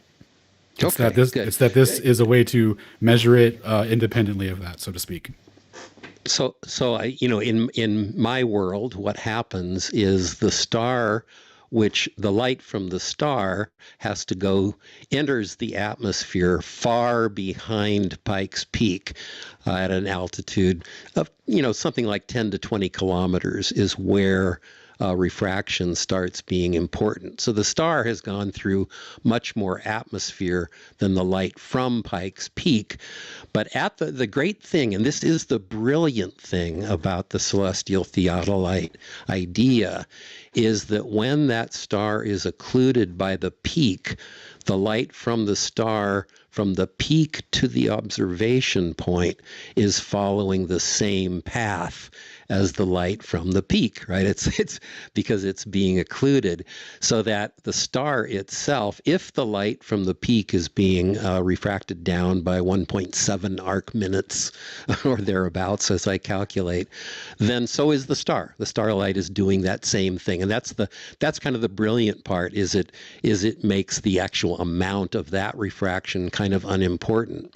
But that amount was kind of unimportant to begin with because it's only a couple of arc minutes, and we're talking about differences of 14 or 15 arc minutes between the globe and flat Earth predictions. There is, of course, the fact that the total refraction of the star is more because that light goes through much more atmosphere. And so to get an accurate value for the elevation of the star from the observation point at the time that it was observed, you need to go to Stellarium, set the location to the observation point, and ask Stellarium to do its calculation for what the refraction will do. And Ruhif was nice enough to explain to me that Stellarium won't automatically put in the right refraction for an elevation like Mike Heffron's house unless you actually go in and physically set the barometric pressure to an appropriate value, which at Heffron's house would be something like 790 millibars. So that's what I did to do that, and that reduces the amount of refraction of the star as well. Anyway, but I, that's what I love about the technique, is at least from Pike's Peak on, it doesn't really matter because that part of the refraction is the same. You do have to still depend on Stellarium's version of refraction to get the additional refraction of the star. Okay, well, what I really like about the celestial theodolite is that if the peak of the star, if the peak and the star were refracted together, then they can't be occluded separately in the same optical corridor which you're looking at it through. So that doesn't even make sense. And we already have the accurate values of the peak in the star and the elevation of the star because we have the timing in which it was occluded. If refraction corrections, the refraction corrections that you mentioned from Ruhif only change the globe prediction very slightly, as you said, not the flat Earth prediction. And the timing that the star is occluded based on where we're observing it from is geometrically impossible if the Earth is a globe, because the timing corresponds to an angle that puts the position of the star at 2 degrees and 31 arc minutes if you're at the peak of the star, where you're using the peak to occlude the star, making that the observer point there. And then when you could trace it back to you geometrically, same relationship. The implication is that it's the same angle. So we have a mutually exclusive geometric calculation, prediction, occlusion timing, and you're saying that you like it, but you predicted different timing. The globe predicts a different timing. So no, I don't. Yeah, yes. Yeah, you do. No, I used the time that Mike reported. That's the time I used. The time that Mike reported corresponds to 2 degrees and 31 arc minutes. No, it does at Pike's Peak, not from the place that he actually did the observation. And where was he at when he observed it getting occluded at that timing to match? He was at his house. Bada bing! So now, following trigonometry, we can deduce, based off of that diagram, we now have an angle from the peak to the star at the peak to the star be 2 degrees 31 arc minutes. Now, peak to observer, 2 degrees 31 arc minutes. The only way that timing could match up for someone 50.7 kilometers away is if the elevation angles match, is if it's a flat baseline all the way through. You do laugh emojis, but you got nothing. Are you going to argue against trigonometry now? No, I use trigonometry. The only argument I'm making is that if you want to know how high Pike's Peak is by using the observation of a star from Mike Heffron's house at the time that it's occluded, then what you need to know is how high was the star as observed from Mike Heffron's house at the time that it was occluded. All right, so this is extremely important, everyone. Pay attention, because this is the crux of it, right? We are extending the theodolite from Mike's house to the mountain peak by using the mountain peak as the crosshair. So when we say, oh, you're moving the observer to two different spots and all these things, right? We are extending our instrument to that location, because otherwise the timings aren't going to match up if they're different. They're going to make different predictions. So when the timing of that star gets blocked by that physical object at an elevation angle predicted from the difference of the elevation of the observer and the peak, which is the raw flat Earth prediction, if that timing matches and you're observing that from 50.7 kilometers away, then geometrically that's the same. You're observing that would be a straight line. That would just be a bigger triangle with the same angle. That only works if the Earth is flat. They make a different timing prediction. So John is now trying to use the separate the two measurements as if they're two separate measurements. It's not the case. I don't know why you keep talking about different times. There's only one time here. The time at which the star was occluded by Pikes Peak at Mike Heffron's house. And the only thing I care about is how high was that star as observed from Mike Heffron's house at the time that it was occluded by Pikes Peak. Mike Heffron's theodolite is so big that it goes to the peak of the mountain. So you're doing it wrong and then going, why doesn't it work? Because you're purposely not understanding it and trying to make it about the thing it isn't. What were you going to say, Kat? It's not about where the star is. It's about where the star isn't. Like, we are observing the mountain peak. So there is no refraction correction needed because we are using the peak of that mountain. And it's about when that star disappears. The timing, we no longer see the star. It's not about where you observe the star from Mike's house. It's the timing, the star is no longer viewable. That is the point that you are highly missing here. And to add on to that, there are two separate predictions. One would be for the timing that corresponds for an elevation based on a flat Earth. The other one would be a increased timing because the elevation of the mountain is lower because of globe slant. So there are two separate calculations. And when you do that, the angle or like the timing in which the occlusion is measured corresponds to putting that star at 2 degrees and 31 arc minutes to be physically blocked by that mountain peak at 2 degrees and 31 arc minutes, where where Mike is observing it at an angle of 2 degrees and 31 arc minutes because the star is no longer there.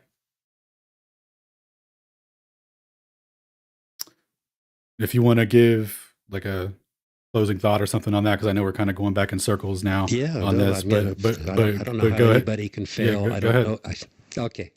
Yeah, I just don't know how anybody can fail to understand that when you want to know how high a peak is that's occluding a star, the only thing you need to know is how high is that star in the sky from your observation point. Why does the height of a star matter? You know how high the mountain is. Therefore, you know the height of the star. Well, the elevation angle, not necessarily the height, but right, exactly. But yeah, so anyway, the mountain peak, you're good. The mountain peak is my instrument, and my theodolite's 50.7 kilometers long. Anyway, go ahead. Can I just suggest, I know I don't know why Hansen was quiet. I think he's the only person on, maybe there's somebody else on stage who wants to take, Coffee's usually pretty quiet, so maybe he doesn't. John, but I'd like to just hand off to somebody else. I've said everything I need to say. Yeah, actually, John, he didn't know. He didn't like know to. what stellarium was and didn't know what a nautical almanac was, so that kind of is pertinent to the conversation. Uh, I don't know if he's what? qualified to weigh in. Hanson, I'm sorry, I really don't think you're qualified to weigh in. You Well, wasted you're like not an hour of our qualified time the either. other night. Why don't you shut up? All right. So, Yo, Yo, but Hanson, wait, so you John, need to chill out, bro. are you yeah, guys you need to satisfied with chill out, like? okay? So Yeah, Hold Mike on, Hanson, says Hanson, you're real he's quick, not real actually quick. qualified. not He's not qualified, qualified to and talk he on needs the to shut Hold up. on, they discussion because you antagonizing don't. y'all. Hold on one second, y'all. One You, second. Just Don't real be quick so before you pass the aggressive, mic. okay? Just come out Hold on, so y'all. My talking, aggressively. my He needs talking. to be kicked out. Got you, Hanson. We'll let you take the gloves. Y'all can go ahead in a second. Before John passes the mic, are y'all satisfied? Like, do you guys think John Goddard was able to still man it properly? Yeah, actually, I wanted to commend John. This was a great back and forth. That one of the better ones that I've had with John. Much appreciated. You were very cordial, and your Steelman was very adequate, man. Much appreciated. All right, Hanson, you up, man. Just take it easy. Yeah, that was actually one of the better Steelmans I've heard from a Globe friend, actually. All right. Actually, John, I would like to have ask a few questions, and I can kind of have a back and forth a little bit. So the actually the if we just looking at the peak, mountain peak, and disregard the refraction index variation in the night and night, we can just look at the mountain peak, right, irrespective of the star when they do this. Well, okay, I really don't want to go on much longer myself, but I'll just say there are three things one could do. One can take an actual measurement with a theodolite, and Mike did that with a theodolite that, or not a theodolite, but is it a level transit or something that doesn't have really sufficient accuracy. You really want to be able to measure to the nearest arc minute, and only measures to the nearest 5. Yeah, that's another question, right? But what the accuracy is. So, but let me just finish. John, may I add to your argument real quick? What's that? Yeah. Go ahead. So Mike actually borrowed a professional theodolite, used for surveying or whatever, and he made some subsequent measurements and measured during the day the angle that corresponds to what the globe would predict within 1 arc minute. So the significance. Go ahead. Okay. Go ahead. No, I'm sorry. I didn't mean to interrupt you. Did you say that he made a measurement that gets the 2 degrees in 19 minutes? Because that's what the globe predicts. Yep, for during the day, absolutely. Oh, okay. So just to jump in and correct a slight misstatement, is very slight.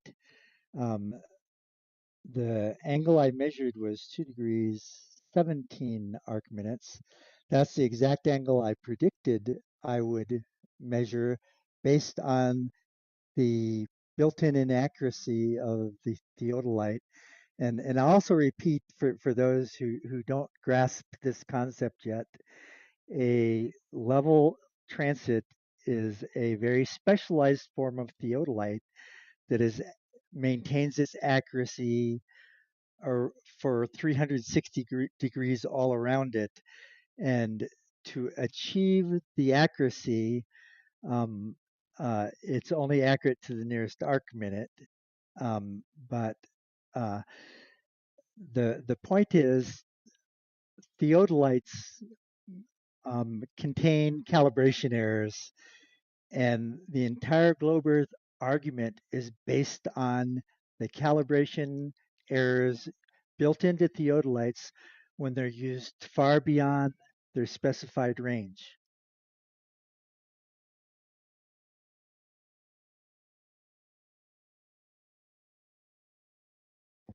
I have a question for Dr. Heffron when I may.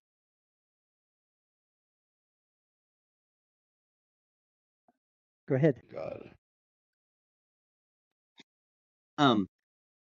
Did you test your transit levels side by side with the theodolite at, say, 300 feet or something? Because they should both read the same thing at that distance, right?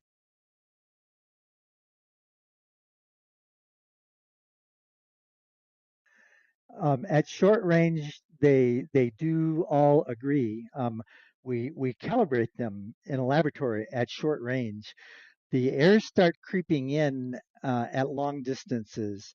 So in the case of this Sokia N010C, its errors begin accumulating at 3.7 kilometers. So at 3.7 kilometers, it reads 1 arc minute too high. At 7.4 kilometers, it reads 2 arc minutes too high. At 11.1 kilometers, it reads 3 arc minutes too high, etc. It's a linear calibration error that works out to be 4.4944 times 10 to the negative 6 degrees per meter. So, John, just want to ask you about you brought up the accuracy of the theodolite. So you think that the accuracy is not enough to discern the 1 arc minute? Well, it's not enough to. And now that I kind of understand the calculations, I think they can be made accurate to 1 or maybe 2 arc minutes. So an instrument that only measures to 5 is probably going to not be adequate to do that. But I also think that that Mike's measurement with his transit level. Is that the right word for it? What's the name of that thing so I get it right in the future? Anyway. They're called level transits, and they are a type of theodolite. Right, yeah. So anyway, I think that the value that he got for that is likely wrong, and that's why Ruhif, I know, wants to get a professional surveyor out there to do it. But if Mike has done that already, maybe that does seem noteworthy. So if nomenclature is important here, then I would actually want to step you guys up a little, that you guys are actually referring to precision, not accuracy. That's true, but presumably a theodolite with a precision of, I think theodolites have precisions of 1 arc second, 60th of a minute. So with that kind of it wouldn't have that kind of a precision if, when properly used, you couldn't actually make use of that for accuracy. But point taken, I understand what you're saying. Yeah, right. and Okay, so John, real quick, I just want to add in real quick that the daytime measurements of the mountain peak are not in contention, right? Because we agree that they would matter at all. Yeah, we agree that they would fluctuate throughout the day, etc. That the measurement that you would get during the day would correspond to what the globe would predict. That's why we're using the measurement at night with the occlusion of the star timing to eliminate the refractive and atmospheric conditions in between you and the mountain. Anyway, go ahead and continue, lads. Well, let me just also ask one thing. I don't know. You may be right, but Mike is in a position maybe to check that out if he could make the measurement day after day for some time. I think my understanding, and I'm not an expert in surveying, but I think in a measurement like this, which is not over water, which is mostly it's light coming at high altitude for the most part from Pikes Peak all the way. It's not being affected by warm air near the surface like things over water often are. I think you might find that that the variations are themselves day to day never more than about an arc minute. I could be wrong, but it would be good to check that out. So the statement is if we just look at the mountain peak in daytime, what are there any discrepancies between the two models? Or maybe nobody has done that. Oh, well, this all started, of course. I mean, and we all agree that the geometric angle to Pikes Peak from Heffron's house is, what is that, 2 degrees 31, is it? Yeah, 2 degrees 31 minutes. And the geometric angle on a globe Earth is 2 degrees 17.7 minutes. On a flat Earth, it's 2 degrees 31.3 arc minutes. There's about a 14-minute difference between the two, and I think we all agree on that. So there's enough there to be able to detect the difference, even with a 5-minute precision, if you had that, or accuracy, whatever the Right. right word So is. the disregard the fluctuation or discrepancy between the nighttime and daytime, the index of refraction. Should we get the same result for measuring the mountain peak as opposed to measuring the occlusion of starlight? Well, I guess I'm not sure what you're asking. I mean, of course, my contention is that if you know the angle to the star and it's the same as, and it's, if you know the angle to the star and the star is physically, not physically, visually at the peak, then that measurement of the star's elevation is the same thing as the measuring the elevation of the peak. Right. Yo, So I'm just asking if there's whoa, that's huge. Anything special. Yo. If there's any special. Sorry, I don't mean to cut you off, Hanson. That was really significant what you just pointed out, John. I've been saying that all night. So if we have our theodolite at Mike's house aimed at the Pike's Peak at 2 degrees 31 arc minutes, and that star gets occluded at a time that corresponds to 2 degrees 31 arc minutes at that peak, we've just geometrically confirmed that the elevation from the observer at Mike's house to that peak is the same as the angle from the star to the peak, geometrically, right? Like you just went over it in plain English. Well, I'm not sure I understand what you're saying. I mean, the point is that what we know is that the elevation of the star, what we know from stellarium. Almost there. No way, John. John, hold on, John. Stellarium. Okay, go ahead. John, that's our argument. The timings match. He's got his theodolite at 2 degrees 31 arc minutes at the peak of that mountain. The star gets occluded at a time that corresponds to 2 degrees 31 arc minutes if you were at the peak, having your theodolite at the same position. That's the flat Earth prediction. Yeah, well, let's be clear. When you calculate the flat Earth elevation of Pike's Peak from Mike's house, you get 2 degrees and 31 minutes. And if you ask Stellarium what is the altitude of the star from Pike's Peak at the time that it was occluded at Mike's house, you'll also get something like 2 degrees and 31 arc minutes. That's true. Yeah, I get. There you go. Okay, I've never denied that. Never. Well, wait. At Mike's house, you don't get that prediction. That's why you make it, or you would have to make it differently. But remember, we're extending Mike's theodolite to the mountain peak by having the timing line up. So geometrically, that timing corresponds to the same angle from star to peak to observer. That's why it lines up. Well, it would. So it would on a flat Earth. That's right. It does. That's why it gets occluded at that time. The globe predicts a different time because the mountain's lower. Right, but the problem is that, well, so I get why you, because he's got a measurement of 2 degrees and 30 minutes, right? Yeah, and a time that corresponds to it. I can test that because he has another measurement with a better device of 2 degrees and 17 minutes. Well, hold on 1 second. You're contesting the wrong instrumentation. You're contesting the optical measurement angle with the theodolite during the day. You need to be contesting the timing in which it was occluded, which would correspond to the physical mountain peak blocking it at that distance and time to produce that angle at that time. So you're contesting the wrong measurement. You would need to contest the timing. You would need to say that Mike got the timing wrong, and it corresponds to the angle that's predicted by the globe during the day. Yeah. So let me be really clear here. If I calculate the flat Earth angle to Pike's Peak, I get an angle that's the same as the angle. This is the flat Earth angle to Pike's Peak. I get an angle that's the same as Stellarium reports for the altitude of that star observed from Pike's Peak. That's true. Yes, sir. Yes, sir. I get that. Yep. Always have gotten that.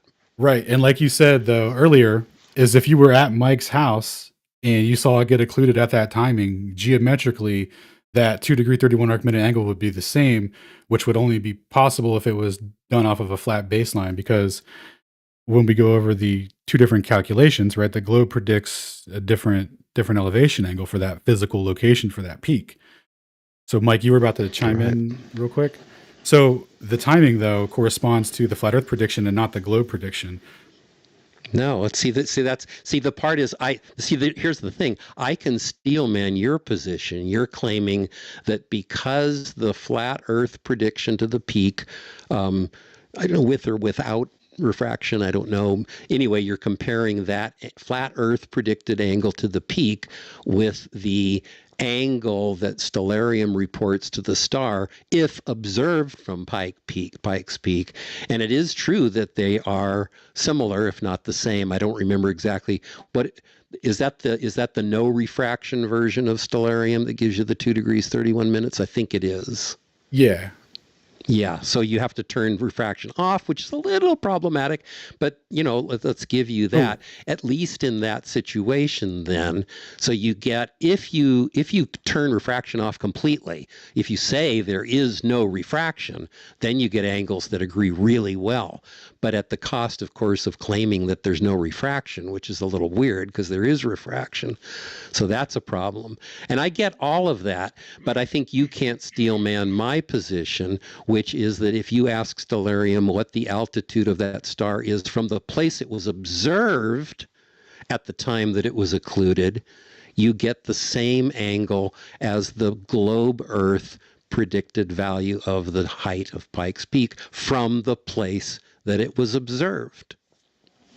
You don't get the sorry, go ahead, Mike. I'll let you chime in before we touch back on that. Go ahead. I know you've been trying to get in. Okay, yeah, no problem. What John is calling problematic is a design feature of the celestial theodolite.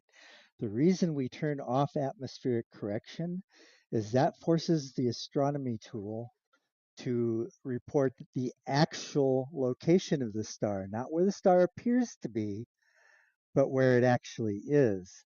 And the contention is it doesn't matter where refraction on either end is causing the star to appear to be.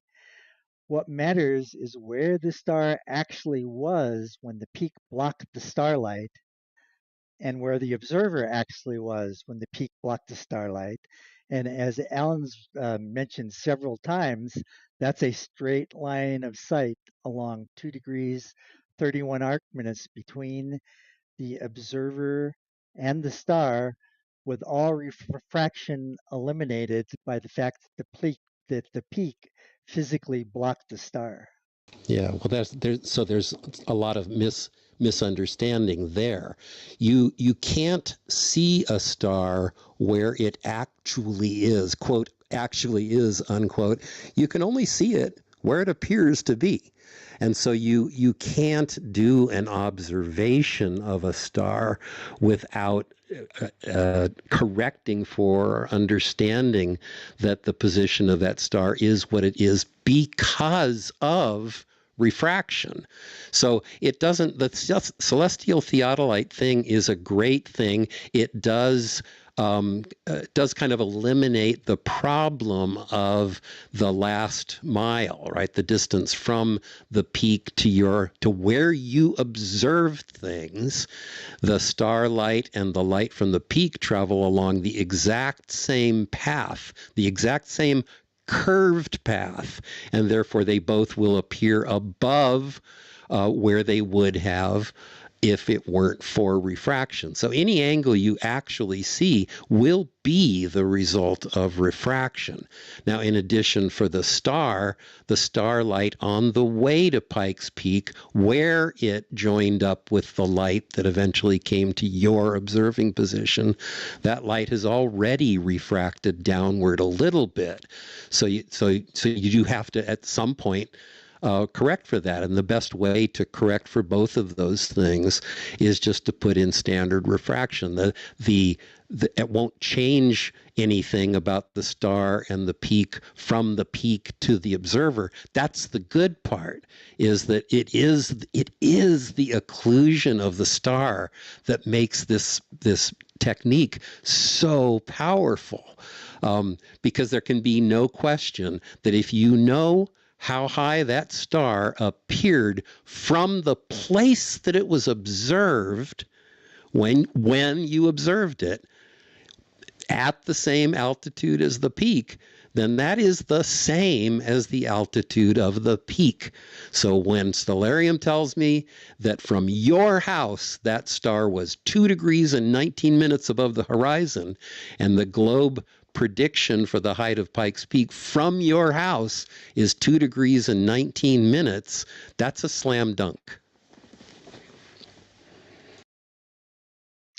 So what I hear you saying is that starlight is bendy and it bends all over the place on the way to the peak, on the way from the peak, and your prediction of where that peak is will vary from hour to hour, day to day, and it's just a total coincidence that the celestial theodolite coincidentally measures it at the predicted flat Earth elevation with no correction of any kind.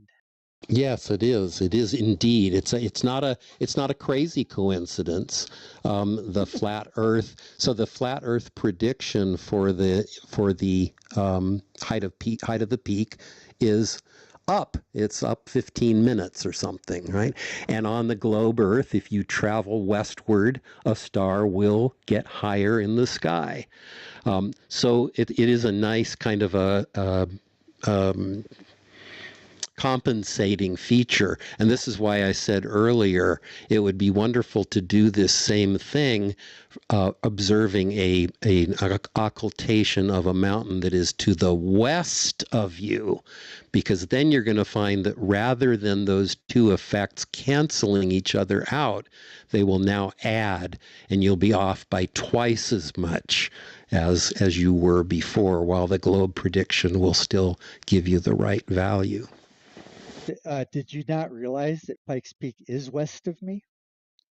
So I misspoke. I should have said east. I meant east, yeah.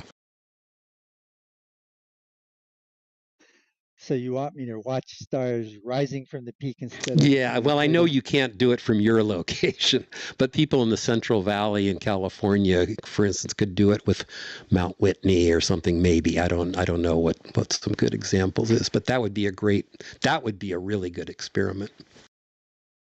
That would be a good experiment. Star rises instead of stars going down. Right? Dude, it's like with the ether window against it in our world. Yeah, that is a problem. Of course, looking for...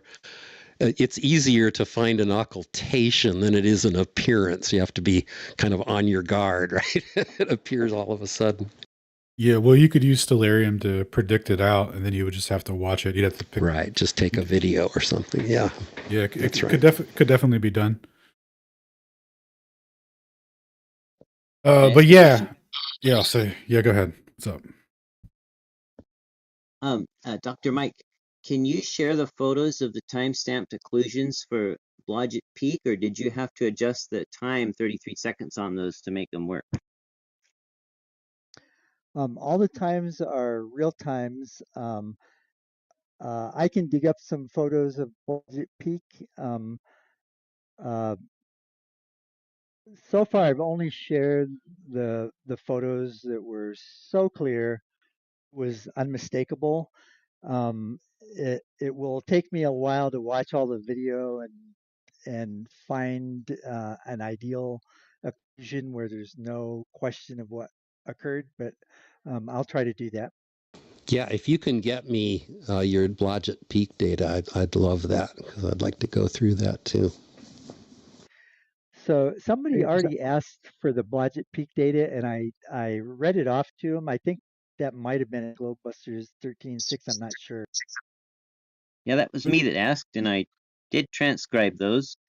And it looked like the times were all 33 seconds off. The time you claimed they set was 33 seconds before they should have set, like all of them. So I'm really not sure what happened there. I don't understand. What do you mean by that exactly? How would you know that they were 33 seconds off? Well, because Stellarium can Oh, accurately tell I you see. when they should have set from your house. And so I put it at your house and found out when they should have set, and they should have set 33 seconds later than you said they set. That was your problem doing it from my house because it was not my house that occluded the star. It was Blodgett Peak. But Stellarium, however it does it, can accurately tell you when a star will reach a certain angle. However it does it, it tells it. So I know with a pretty good confidence when the star should have set as viewed from your house.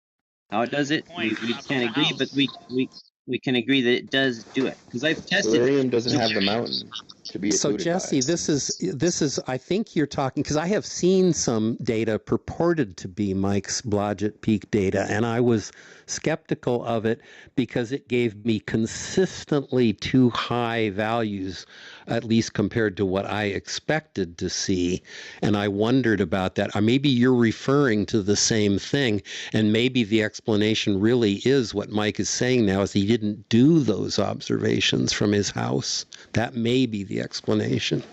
That is the entire point. We're doing it from the thing that's occluding the star, which gives the same corresponding geometric angle, which you confirmed earlier, right? So, like the relation. I So thought yes, Mike just said that he didn't make those the Blodgett Peak observations from his house. Did I mishear? He's using his house didn't block the mountain peak, or didn't block the star. The star. Remember? I'm just saying. I thought Mike just said that the Blodgett Peak observations, unlike the Pikes Peak, weren't made from his house. Did I mishear? Go ahead, Mike. I think you got confused by the discussion. What I was saying is my house did not occlude the star. The star was occluded by Blodgett Peak. I did mishear. Sorry. Yeah, and what Hansen was trying to do is say, well, from my house, the timing is 33 seconds off. And I'm sure it would be if he's measuring it from my house because it was Blodgett Peak that occluded the star. No, I think you might have been saying the same thing. When I got some data that somebody told me was your data. That's why I'm kind of interested in getting it from you directly. And when I used the data that was purported to be your data, I got kind of consistent 5 arc-second differences from what I expected to see, unlike the case with Pikes Peak. And it may be that what Jesse is referring to is that same effect, but I don't know. Yeah, so we already covered it. It's about making the observation point from the observer, or from his house, rather than from the peak that occluded the star, to show the same corresponding angle relationship.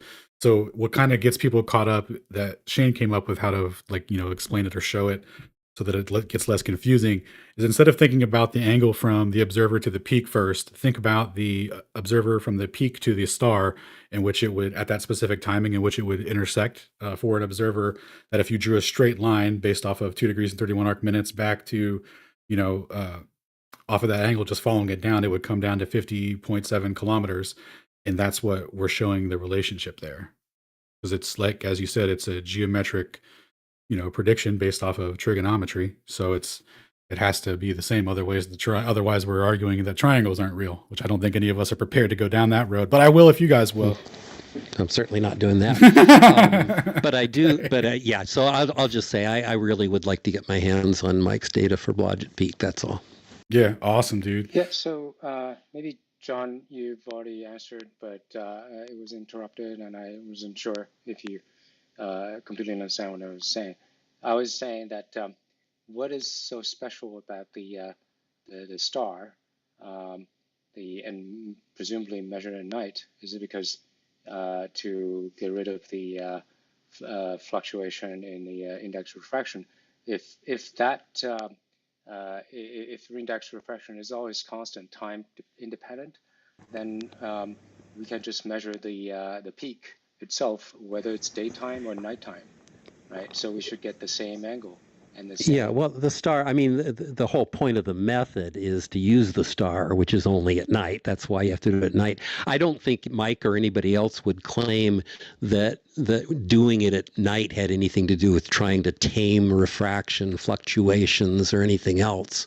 Specifically. But then, so if that's not a factor, then specifically we can just measure the peak itself during no daytime. Well, that's no, right. hello? But you're Is my missing mic the on? point, Hanson. Yeah, missing the point. It's specifically to eliminate the refractive conditions between you and the mountain peak during the day. That's why we're using the timing based off of the, using the mountain as the crosshair when it would intersect to show the same geometric relationship for the angle for the observer 50.7 kilometers away. Otherwise, if it was a different physical elevation angle for that mountain, then the timing that it gets intersected would be completely different. I think, Alan, you might contribute a little to the confusion when you say to eliminate the refraction during the day. It's not about eliminating refraction during the day. It's about eliminating refraction, the way you guys tell it, right? Yeah, sure. Well, listen, if you agree that we move it with the mountain peak becomes the crosshair, Stellarium effectively doesn't know where the observer is. So why would the refraction correction between the observer and the peak matter? No, Stellarium explicitly, to use Stellarium, you must put your observation location in. That's the first thing you have to do. Right, so we put in specifically that mountain peak, right? That's the whole observation, that's the whole position, right, Dr. Mike? So how are you then going to argue that the refraction between that position where Stellarium doesn't know where the observer is because you're only at the peak? Yeah. To be clear, real quick. Sorry, Hanson. This is extremely important for the prediction because we're always like, "Can you make a prediction? Where's your prediction?" Right? We're only using the mountain peak. It doesn't know where Mike's house is or anything like that. We're just getting the angle off of that. And then, if on the ground, Mike is able to measure the time in which the star gets physically occluded, and it matches the same elevation for the peak of that mountain, then that geometric relationship of 2 degrees and 31 arc minutes holds true from star to peak, from peak to observer, 50.7 kilometers away.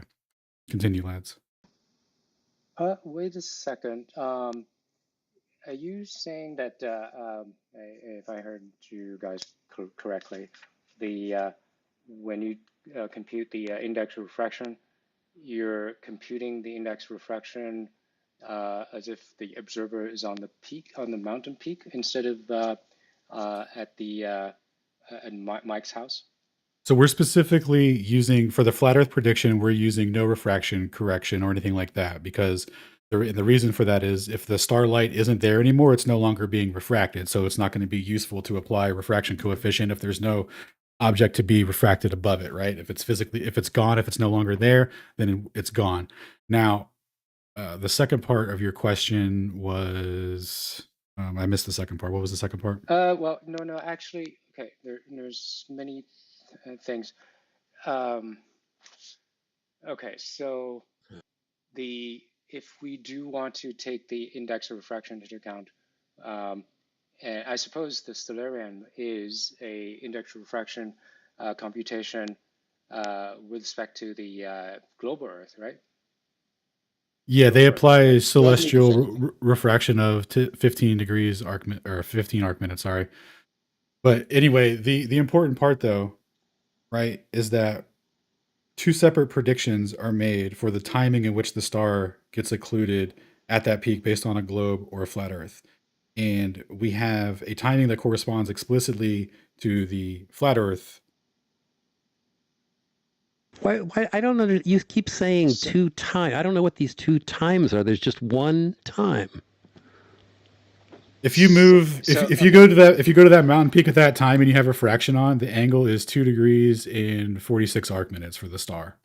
So they make a different geometric prediction than you do for the observer on the house. You can't draw that same straight line that you can do for the flat Earth prediction. So like if you look at that diagram on that spreadsheet that I have both angles lined up to each other so you can see them in a nice convenient. Actually, it's on your PDF as well. So like they make 2 different predictions there. So that's why. I mean, you do understand that if it weren't for refraction, that star would have disappeared earlier. Oh, we don't care though. We only care when it's gone at that specific time. Well, but my point being that you can't ignore it. The refraction is critical. If there weren't refraction, the time would not have been the time that Heffron chose. So you can't then use unrefracted angles. The angles are refracted because there is refraction. You can't use unrefracted calculated angles. If the star is not there, then there's nothing being refracted, and if there's nothing being refracted, that means there's a physical object that has physically blocked it now. So there's no amount of refraction that's lifting anything over it anymore. So there's nothing to account for. That means there's a physical object blocking it. Now, what you're suggesting. I just want to be clear. If there weren't refraction, the one and only time that figures in this analysis would have been earlier.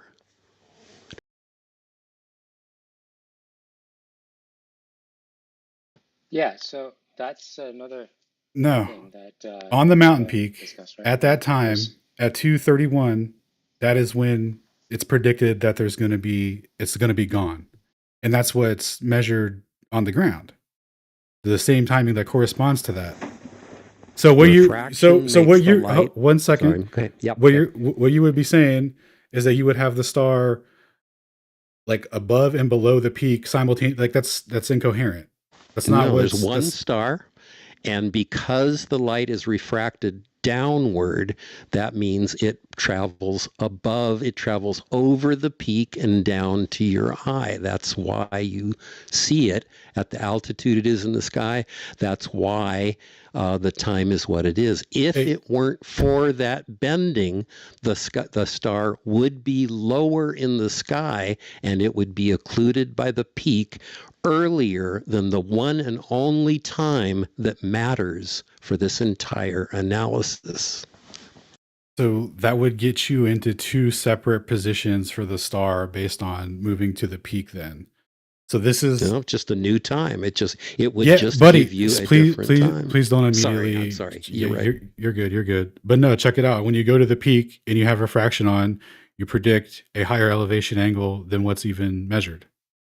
So we're looking at it from a single point through a single optical corridor. So there's not going to be two separate refractions where the mountain peak's here, the star is up here, the timing. None of that matters. The only thing that matters is it's no longer here at this specific time. Doesn't matter where it's at or where you think it is apparently based on refraction corrections, right? All refraction corrections are to make the star relevant to the coordinate system that it's being used in, which is the longitude system, which is just a snapshot of the sky based on the vernal equinox on the quote unquote true positions and the deviations therein, where they can apply this 15-degree arc-minute celestial refraction correction to unify two observers being able to use the system. But this is why it's significant that when you put that's why it's significant that the timing in which the star gets occluded matches the flat Earth prediction with no refraction on. Because it doesn't matter where you think the star is or where it apparently is or any of that. All that matters is that it's gone. That's how we're doing our geometric relationship from the star to the peak to the observer, showing that using that same flat baseline all the way across. It's the only way that works. There's one star, one amount of refraction, and one time at which it's occluded. And the time at which it's occluded is later than it would be if it weren't for refraction, because refraction lifts the star to a place above its geometric position. Irrespective of that, the timing it gets occluded is our angle. You predict a different angle. There's not one refraction. There's two. You have refraction from the mountain to the peak, and then from the peak to the star. You need both to make that prediction work, right? So when Stellarium doesn't know where the observer is, the only coordinates you supplied is the peak. How are you making the argument from the refraction from the peak to the observer? How is that even in the argument? You see a star, you ask Stellarium how high that star is in the sky. From the place that it was actually observed at the time that it was actually observed? And Stellarium tells you. And the answer is it was 2 degrees and 19 minutes above the horizon. John, if my theodolite is 50.7 kilometers long, would it be fair of me to say that, and I had it resting on the peak of that mountain, would it be fair to say that my observation point is at the peak of that mountain? No, your observation point is the place where you made the observation. Okay. So, well, we're done here. Yeah, it's all good. All right, man. So I think that about wraps up everything for me, argumentation wise. Much appreciated, John. Like I said again. All right. Thank you.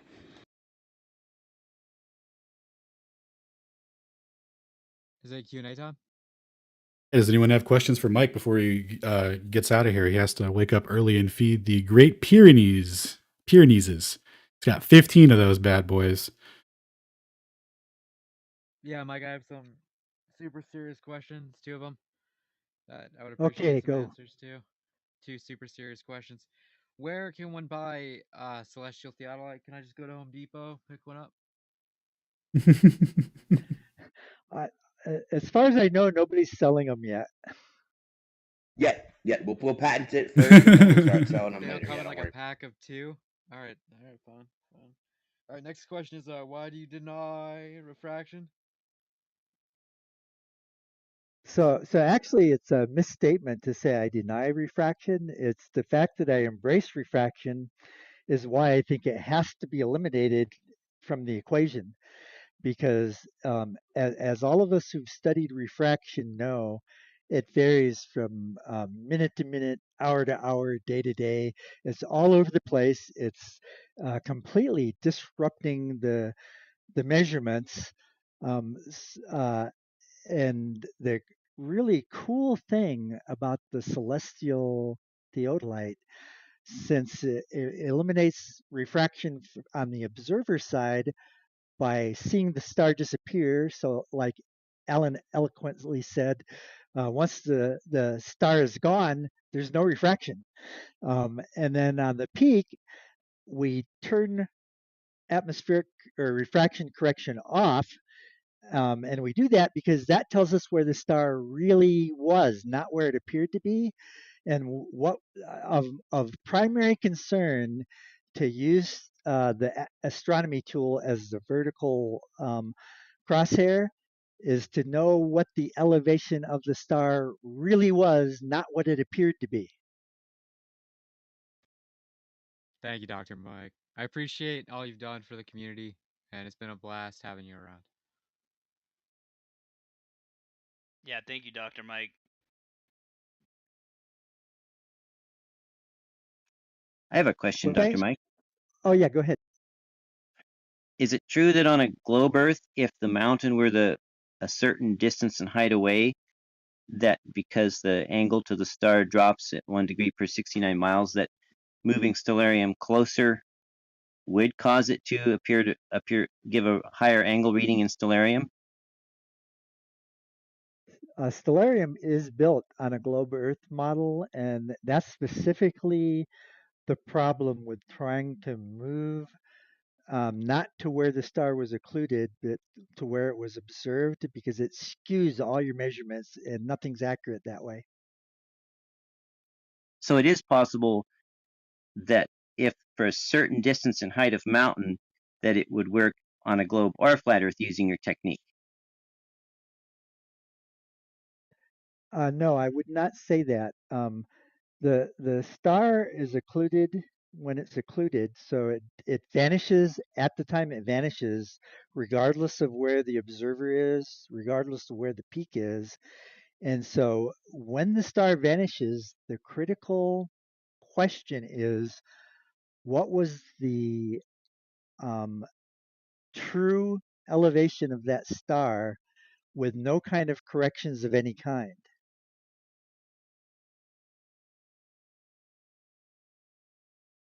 Awesome. Thank you, Mike. Did you have a follow up, Jesse? Well, I mean, I asked my question and it was not answered, so I see no point in pushing it. I'll be able to word it better when he has. Did you not? You didn't hear him? Do you want him to repeat it? No, because it wasn't an answer to my question. The answer was it's mutually exclusive predictions based off of the timing in which it gets occluded. Well, is it true? So it doesn't work for both. So is it true that on a globe, as you moved towards a star, that its elevation angle goes up by 1 degree per 69 miles? Let's just start with that. Is that true? It's true on either model. Okay. So if the mountain were the correct distance, then moving stellarium closer to the star could, even on a globe, could raise, if it was in the right location, could raise that elevation angle to match what you expect on a flat Earth, even on a globe. Yes? No. Because even when you get to the peak on the globe, you have to add refraction to it as well. You get an entirely separate prediction. So like the significance here is that we're saying, like, imagine Mike's theodolite is 50.7 kilometers long, and he's making the observation of when it gets occluded by the mountain peak, which is theodolite crosshair is lined up to, that's 50.7 kilometers long. And that time that it gets blocked corresponds to the flat Earth prediction, which is just, the difference in the elevation between observer and the peak in the distance to get the angle. And then the timing that physically, that star is no longer there, would draw a straight line, like it would be line of sight from the star to the peak, from the peak to the observer. So when you put the observer back at the house and you're moving it to the mountain peak, that's not analogous to what is being put forward. That's not analogous to the line of sight geometry that is being represented by these calculations in the occlusion timing. So what was the basic? I think what Jesse's saying is that the drop of the 50 kilometers, I think it's 196 meter drop, as opposed to the total height of Pike's Peak, would change the observer's position, which overall changes the line of sight to the occlusion. Well, that would only matter if Stellarium knew where the observer was, and it doesn't because you don't put that in, right? That's just not true. No, it is. Hold on, John. Put your observer's position in. That's What? ridiculous. John, guess what? Just not true. John, guess what? Guess where we put the observer in for the prediction? On the peak of the mountain. I understand. Hold on. So earlier, geometrically, when you agreed to that relationship, following all the way back to the observer point, making the measurement, you're like, hello. No, it's like I can steal, man. I understand completely what you're saying, Alan. But somebody was at Shane. Somebody just said that Stellarium doesn't know where the observer is. The observer has to know. And what he's speaking of Mike's. He's speaking of Mike's location. Put the observer at Pike's Peak. That's what you did. I know not where the observer was. Well, hold on. So let's clear this up right now. Right? Remember, Mike has a theodolite that's 50.7 kilometers long. The only observer point that we're referencing in Stellarium is the peak of that mountain to predict what the elevation of that. Hold on, 1 second. I'm walking it through. I'm walking it through for everyone because you're messing it up because you're saying you understand, but then you argue against your understanding of it, which is precarious to say the least. So let's continue on. So we've got our prediction for the flat Earth based on a specific time, right? And if it gets occluded at that time, and we're 50.7 kilometers away, and our timing matches the peak of that mountain, then our 50.7 kilometer long theodolite is the observer point, drawing a straight line of sight all the way down to where we observed it and made the timing measurement. That is the significance. If you understand that part of it, if you truly get that, if you're, I can Steelman it. If you get that, that's it. That's the end of the argument. That's all you're doing. So wait. Okay. So when you go, wait a minute, I'm back at Mike's house and I'm not getting the same angle. That's not it. You've deviated from the purpose of this. Okay, so there was a partial misunderstanding. I thought that somebody was saying that Stellarium doesn't know where the observer is. Stellarium has to know where the observer is to give you any numbers.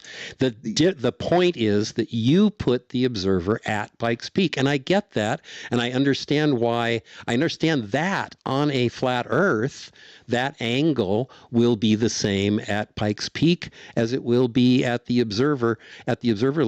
actual observer's location if you turn refraction off. I get all of that. I totally get all of that. But number one, you can't turn refraction off. Refraction changes where the star really is, because where it really is where it appears. You can see nothing but the appearance of the star. When you measure the star, you're measuring where it appears to be, which might as well be where it really is, because you don't know where it really is geometrically. You can't see that. The only thing you see is the refracted, bent, lifted image of the star, lifting it over Pikes Peak on its way to see you. When that star is occluded by the peak, that's the time when the peak gets in the way of that curved path that the light follows through the atmosphere to your eye.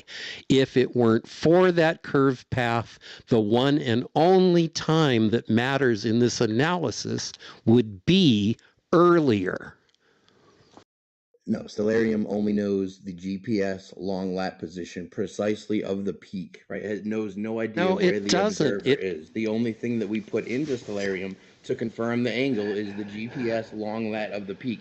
Therefore, it's for any observer around the area can do the same long lat conversion to get where the distance would be to replace 50.7 kilometers in their trigonometric calculation, and that angle would be the same for any observer of that peak with that time. That's why it's significant, and that's why you ignore it. Well, but let's be clear.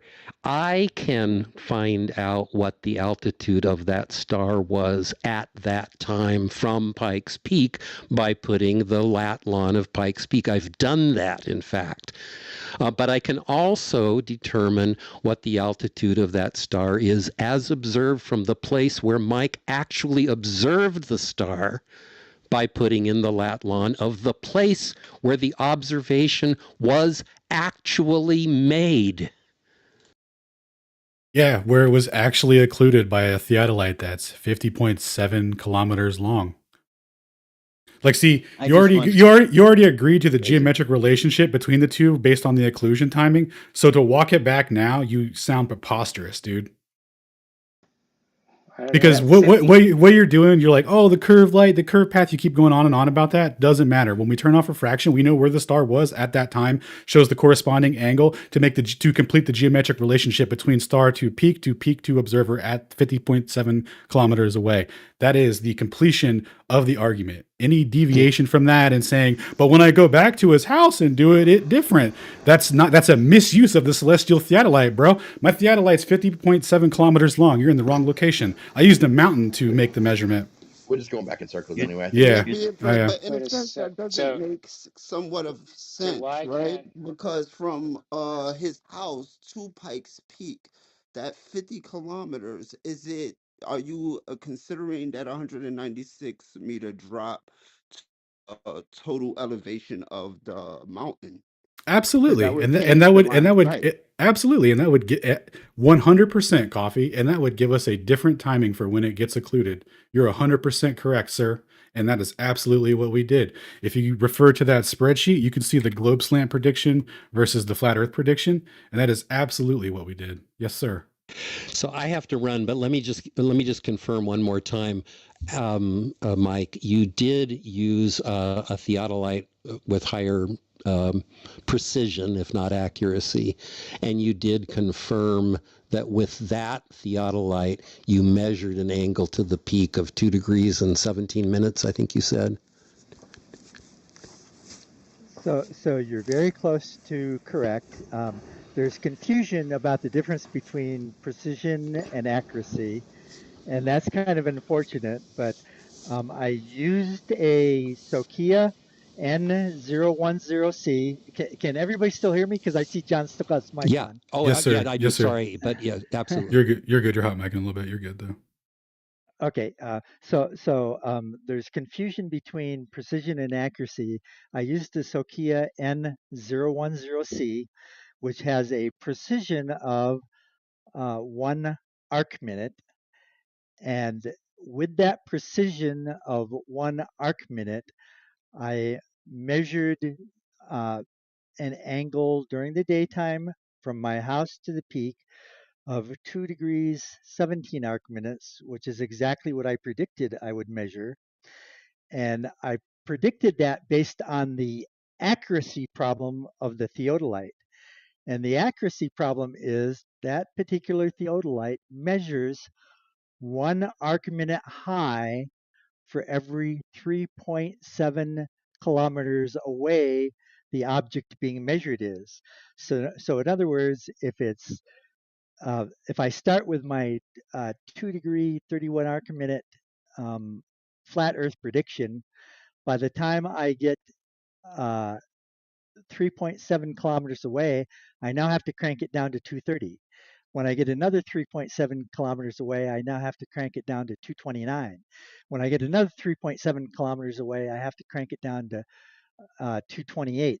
And so on and so forth it goes until I reach the 50.7. And by that time, I've had to crank it down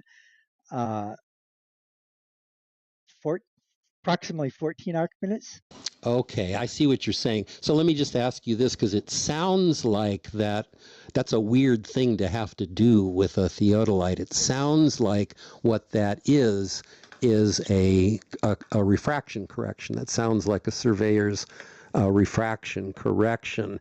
And the only thing I don't quite understand about that is I would expect it to go as the square of the distance rather than linear with distance. Do you have any insight for me on that? Yeah, the angles. The angle's linear with distance. It's 1 degree per 932 miles. You're right, Jesse. Thank you. You're right.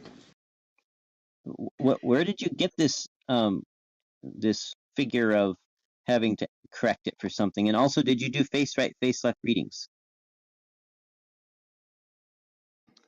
So no, I did not do any refraction correction. I did not do any face right, face left readings. All I did is set up the theodolite, measure 6 peaks in a row, wrote down the numbers, put them in a report, and then I noted that the globe Earth prediction is exactly the flat Earth prediction minus a fixed instrument error of 4.4944 times 10 to the negative 6 degrees per meter. And that's from using the theodolite far beyond its calibrated accuracy to measure objects in the distance beyond what the theodolite was designed to do. And all modern theodolites are somewhere in the neighborhood of 4 times 10 to the negative 6 degree per meter off for distance. And that's widely interpreted by a lot of people to be the globe Earth prediction, which perpetuates the myth. What they're actually seeing is an inaccuracy in the instrument. And that's specifically why I chose an antique theodolite that was only accurate to 5 arc minutes for my initial measurements, because 5 arc minutes is more than adequate to distinguish between measurements that are only 15 arc minutes apart. But that instrument had the major advantage of having been calibrated much more careful, or designed and built and calibrated much more accurately than modern instruments are. Modern instruments we calibrate in the lab over short distances, and there was so much flack from people not getting globe predictions that the manufacturers just build them to have that inaccuracy in them. How's that even possible?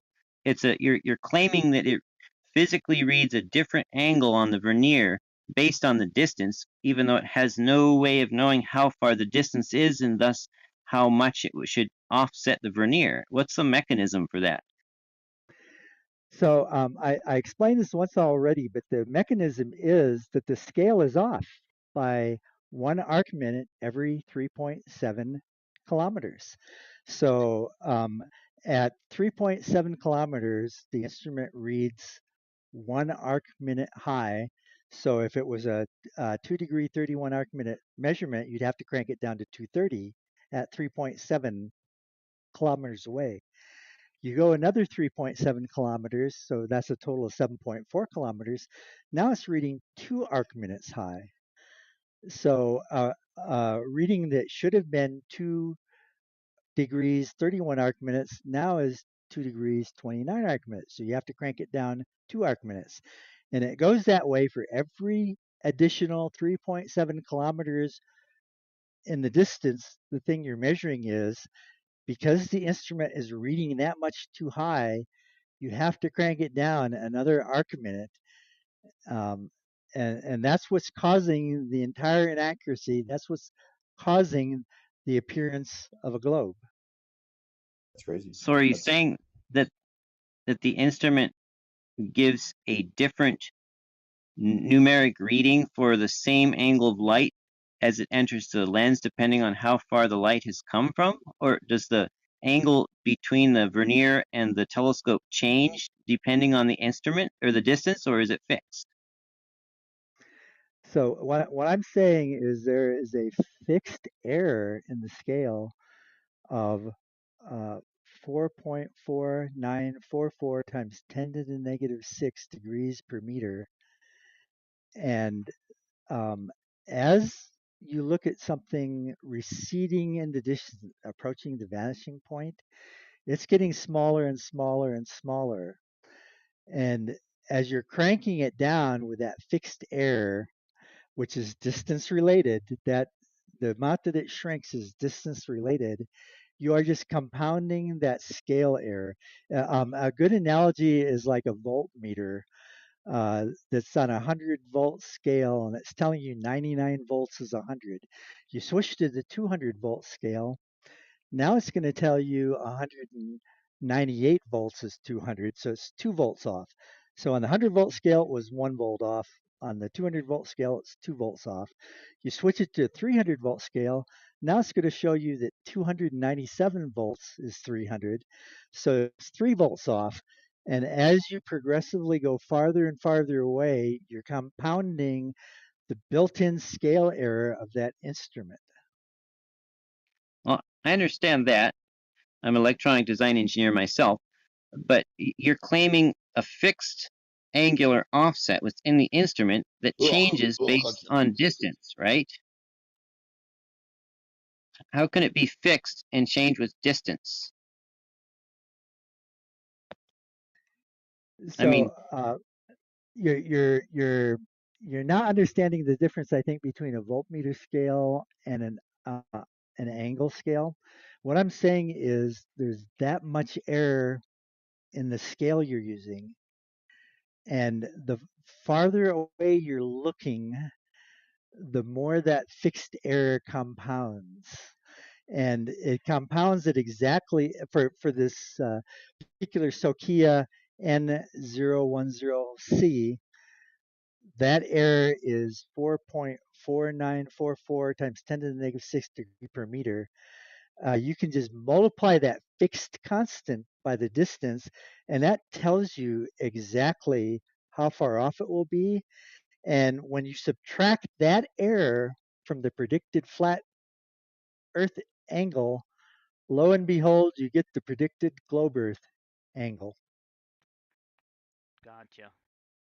but if, let's say the instrument was off, let's say that's the glass scale or the vernier scale in there was 1 arc minute rotated compared to this telescope, it would always read 1 arc minute low at any distance, close, far, because an angle is an angle. In order So for what it you're to change, I'm almost done. In order, and thank you, in order for it to change its internal offset angle based on distance, it would somehow have to know what the distance is. And why does your David White is not affected? It's the same thing. It's a scale attached to a telescope. It's a vernier attached to a telescope. Why is it not affected by this? It was made by a different manufacturer in a different era, and you were mischaracterizing. You're comparing a fixed offset to a built-in scale error, and those are no comparison. There's a huge difference between a fixed offset and a progressive scale error. So are you saying that if you had a perfect level and you measured the physical inclination of the telescope to be perfectly level, that the vernier is going to read something other than that, and what it reads will change depending on the distance of the target? No, not at all. So again, when you're talking about level, you're talking about an offset error, not a scale error.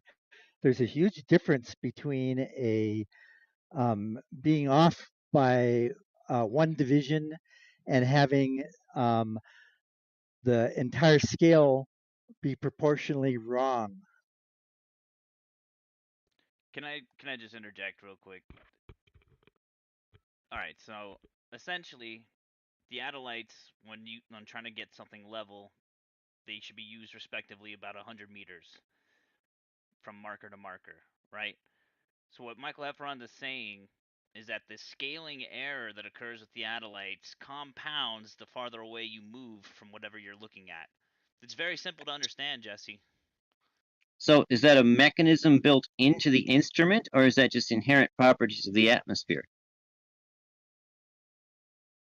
Well, since it shows up in That, one theody and not the other, what do you think? well, modern theodolites, having calculated the error in several of them, I know that they all tend to be right in the neighborhood of 4 times 10 to the negative 6 degrees per meter. The antique theodolites don't seem to have that same problem. They seem to read accurately. So I just thank you, Jesse, for putting me on to the fact that 8 inches per square mile translates into an angle per mile, not per square mile. And I just worked out what it is. 8 inches per square mile is 1 arc minute every 3.7 kilometers. Exactly what Mike said a little while ago. Yep. But yeah, my question is, how is this mechanism inside your Silkia theodolite? Because your Silkia theodolite is a purely mechanical one, it looks like, and it's simply got a telescope with crosshairs like a rifle scope. It's got probably a glass disc scale physically attached to that telescope. They rotate together. How does it change the angle read based on the distance? What mechanism is in there? Because I've taken theodolites apart and I don't see any mechanism. I see the glass discs just hard, physically, rigidly attached to the telescope rotational shaft.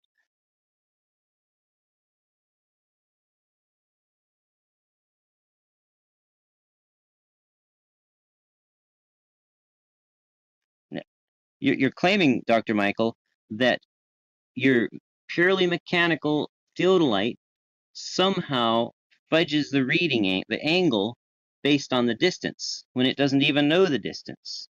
And if the 0 mark on the vernier corresponds to the 0 angle on the telescope, then that's what it's doing. Then it has to read the actual angle of the incident light, regardless of distance. You've presented no mechanism that your instrument could even possibly do that, right? Or am I misunderstanding?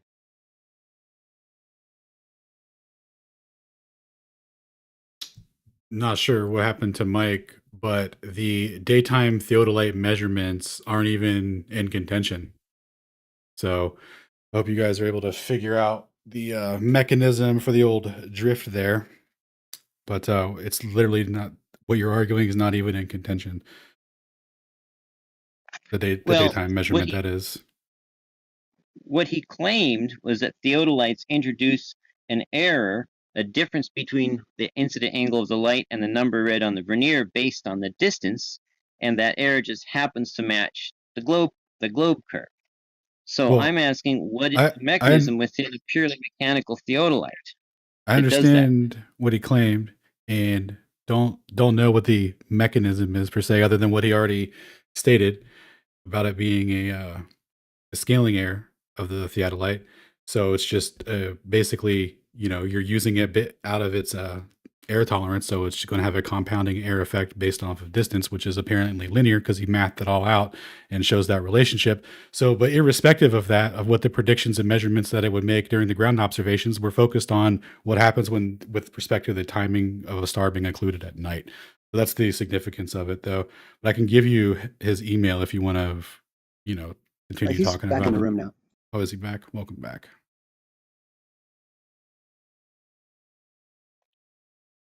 Did you hear my question earlier, Dr. Mike?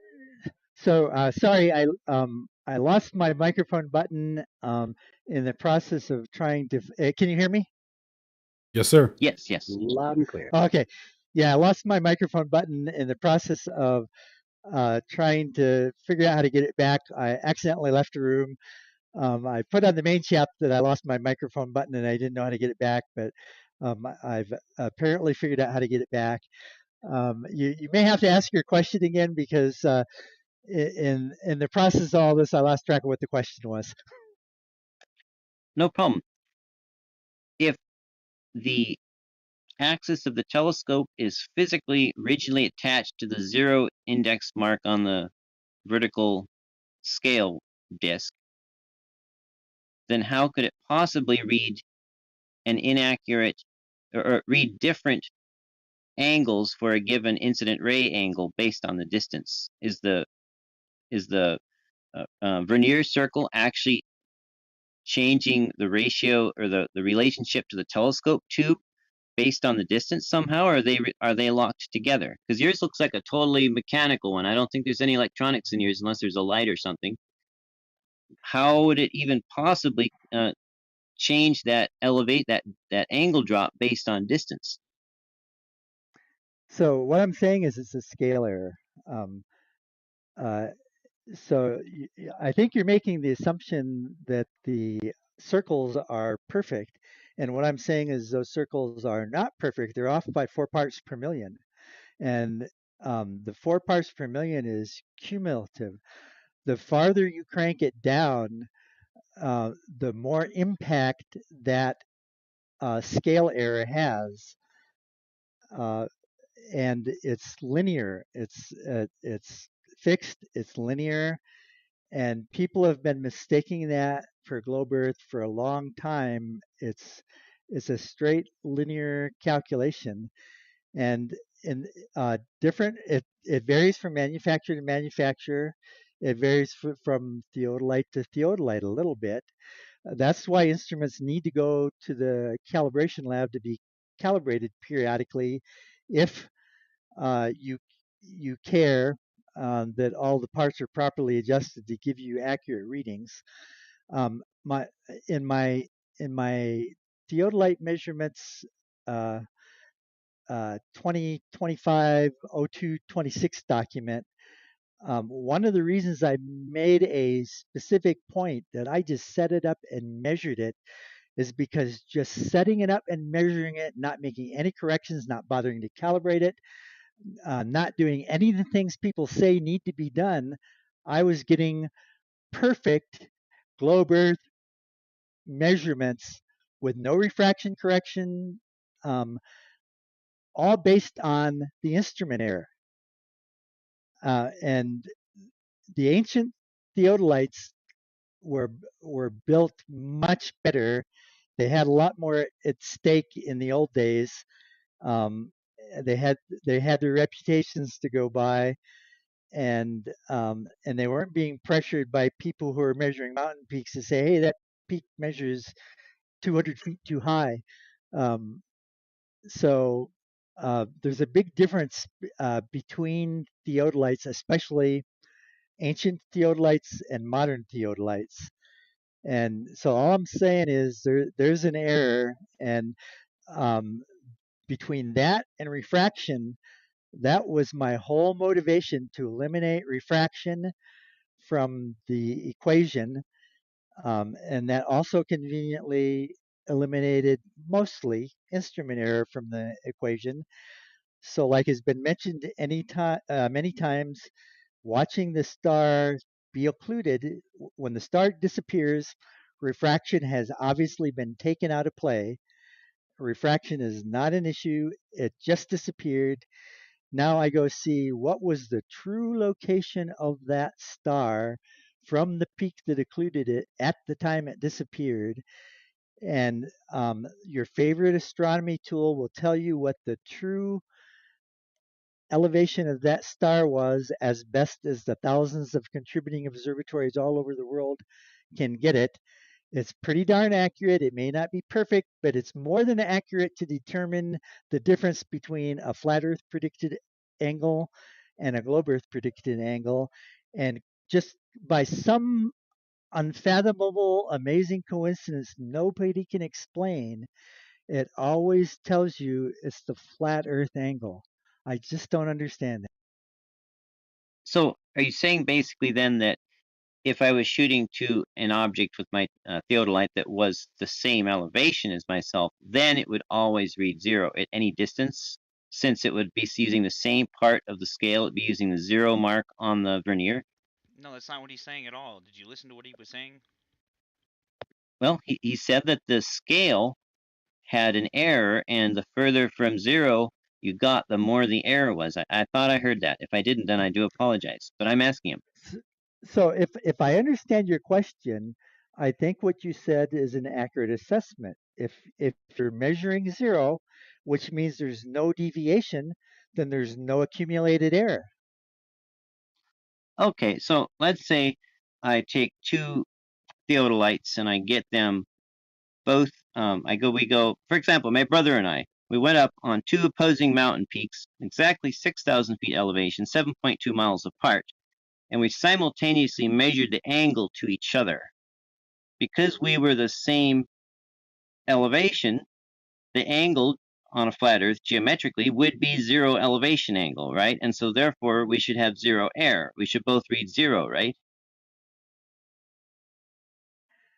So if I understand what you're saying you're at 2 mountain peaks, the same elevation, you're sighting each other, and you have 0 error.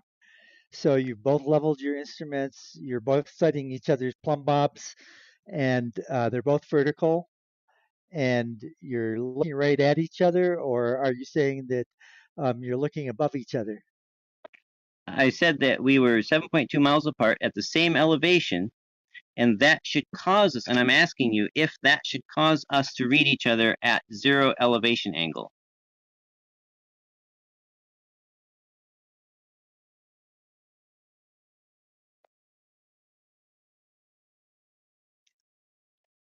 Would you expect that we would read 0 degrees, 0 minutes, and within the margin of error, 0 seconds of elevation angle to each other, since we're both at the same elevation?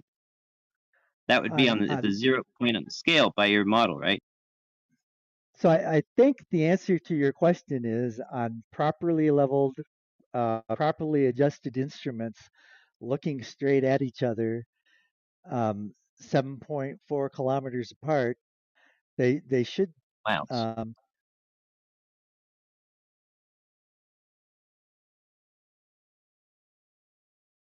It was miles, but go ahead.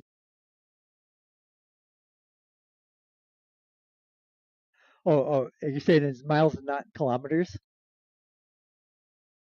Yeah, 11.6 kilometers.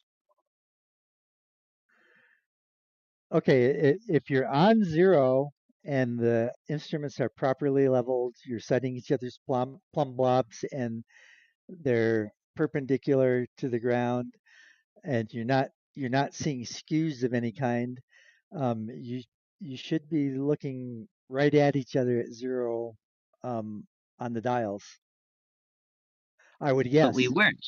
We weren't. We were both looking down at each other equal amounts. So what would cause that offset between, if the light is coming straight across, it has to be entering the theodolite level, how did the theodolite know that it needed to change the numeric reading a bit to make it look like Earth was a globe? Because we both measured the amount of drop that would be expected on a globe, even though we were the exact same elevation as each other. So I think the globe Earth answer to your question is you guys must be experiencing local gravitational anomalies, and your zero is not what you think it is. Damn. Well, that would mean that if I turned around 180 degrees, then I would get an extra angle, right? If my plumb is tilted because of a gravitational anomaly, then I would be getting a missing angle one direction and extra angle the other direction, right? And I've not found that. I've done a lot of measurements in a lot of places, looking up to mountain peaks, looking down to mountain peaks, looking straight across to mountain peaks, and there's always missing height proportional to what the globe would expect, even when the measured angle is at or near zero. Well, that would be touching on what Stone was saying earlier with curved visual space, right? It's not going to be where you would expect it to be over that distance. It's going to be slightly below. And your So buddy's if you actually, your buddy's at the same elevation, looking at you from the same thing. You're both seeing the same thing. We would argue that's a function of optical effects, whereas you would say that it's a function of Earth curvature. Where we would have to differentiate between the two would have to be using something like the celestial theodolite, battle of the beams, etc. Because otherwise, we're just using the same instrument and argumentation to reify each other's positions without an external reference to decide whether who's correct or not. But anyway, if you want to continue this line of argumentation, I got about 5 more minutes before I'm like fully, checked out. all right, to Alan, that you should look up visual space. Visual space is not physical space. It is not the visual field. Visual space The is spatial inside field your is head. Euclidean. The visual space is inside your head. It's non-Euclidean. Yeah, I'm aware, dog. Right. So when So anyway, so when anyway, when you're making an optical measurement, you're looking at something in the horizon. Curved visual space is going to be the deviation from the Euclidean geometry. Anyway, or from the Euclidean spatial field, right? no, not right. Yeah. But anyway, anyway, Dr. Hepburn, the point is wait. He said that's not right. So the spatial field's Euclidean. Curved visual space would be non-Euclidean. Agree or disagree? Because that's not what I'm talking about. That's what I'm talking about. That's what I'm talking about. You're claiming that somehow the brain's curved visual space, its inability to exactly recreate a perfect 3D picture inside itself, somehow affects the physical path that the light takes as it goes past the crosshairs, and that's just wrong. Goes through a curved lens, your eyes curved, everything's curved in there. There's going to be you're looking at things over a distance that's going to correspond to angles of disparity, which is going to cause loss of information. There's all kinds of factors at play that aren't being accounted for in just the raw observation. So to say that that is solely due to Earth ball curvature, like I said, we're going to have to hit it up an external verification for this, because your argument is physical Earth curvature, mine's optical. So we're not going to be able to differentiate it no matter how much you want to describe the process of optics. That's not okay. So you're like describing it in the way that you did doesn't change anything about my position or your position or the argumentation and how it can't be verified by either one of us using the same observations and instrument, right? So that's why we're going to have to get something else. And if I could jump in and add one more thing, these hypotheticals that you're presenting are the very reason I came up with the celestial theodolite, to eliminate the need for leveling, for adjustment, for calibration, to take refraction out of the picture, to end the discussion by knowing that a physical mountain is occluding a star. And I actually think looking east just brings refraction back into it, because now that the star's not disappearing, it's reappearing. Now you can argue refraction again. So I would argue always do this looking west, where the star is disappearing and you know that refraction is eliminated. Once the star has disappeared and you check what was the true location of that star from the peak, then you compare it to your flat Earth prediction versus your globe Earth prediction, and you see which one does it match, or is it different from both of them. But by some what a lot of people want to call an amazing coincidence, it always matches the flat Earth prediction for some reason. So the Exactly. drop that my brother and I measured at 7.2 miles was almost 2.5 arc minutes, which is like huge. That's way larger than a gravitational anomaly, and it just happened to match the globe prediction. So you might want to think about that, because that is direct evidence that you actually might want to do this experiment yourself with a friend and across a couple mountain peaks. But the error is not a function of the angle being read, it's a function of the distance, as a globe would have. So, All so you right. said, wait a minute, I think you just confirmed my point of why you should never use theodolites for this kind of measurement. Didn't you tell me it was 2.7 arc minutes and you're 11.1 kilometers away? And so the 4 times 10 to the negative 6 degree per meter would say that you should be off about 3 arc minutes, and that's about how far off you are. There you go. Well, that's just Earth. That's the same as Earth curve. If Earth were curved, that's also what it would be. That's his point. That's Bro. his point, Jesse. You just said his point. That's exactly my point. But the point is, how did my theodolite know that it needed to do 2.5 minutes rather than, what if I had only been 100 feet apart? Then it wouldn't have had any error. How did it know to add an error based on distance, even though because the target was the same height, right? Real quick, to answer your question, Mike, can you tell us the difference between the internal scaling error versus the other type of error that you were talking about? Because that seems to be what needs to be acknowledged before we can proceed any further. Yeah, unfortunately, with terrestrial theodolites, there's all kinds of errors. There's leveling errors. The scale can be off. The scale can be misaligned. There are so many things that can be wrong, even in the hands of trained professionals. They make mistakes, which is why they take so many measurements and they reference markers, and they go to great extremes because the entire process is so error prone. And what I set out to do from the very beginning with the theodolite, celestial theodolite concept, is eliminate all these errors from even needing to be considered.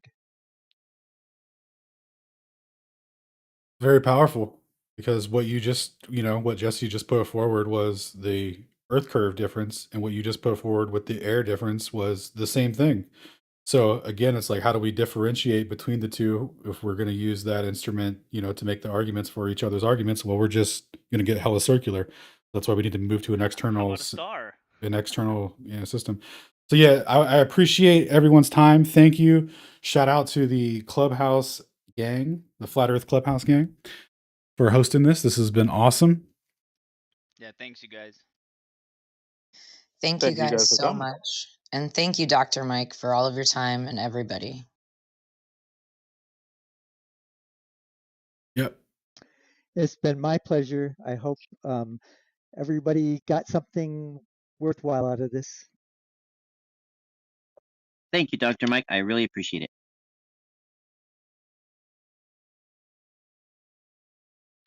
Yeah, we did appreciate it, Dr. Mike. Appreciate it. Their cosmology crew. Appreciate it. Anytime, lads. It's been a blast. Coffee, I see you out there in the streets. What's up? Man, I'm out getting pizza right now. Leave me alone. All right. Enjoy your slice, bro.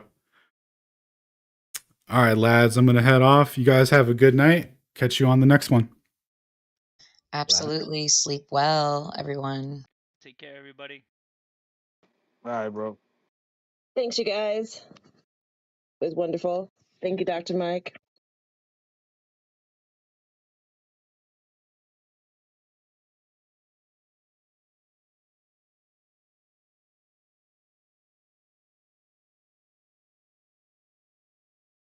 All right, let's see what the YouTube chat lads are up to. See what the boys have been getting up to while I've been Theodolite battling. Theodolite, not to be confused with a theodolite, different instrument. All right.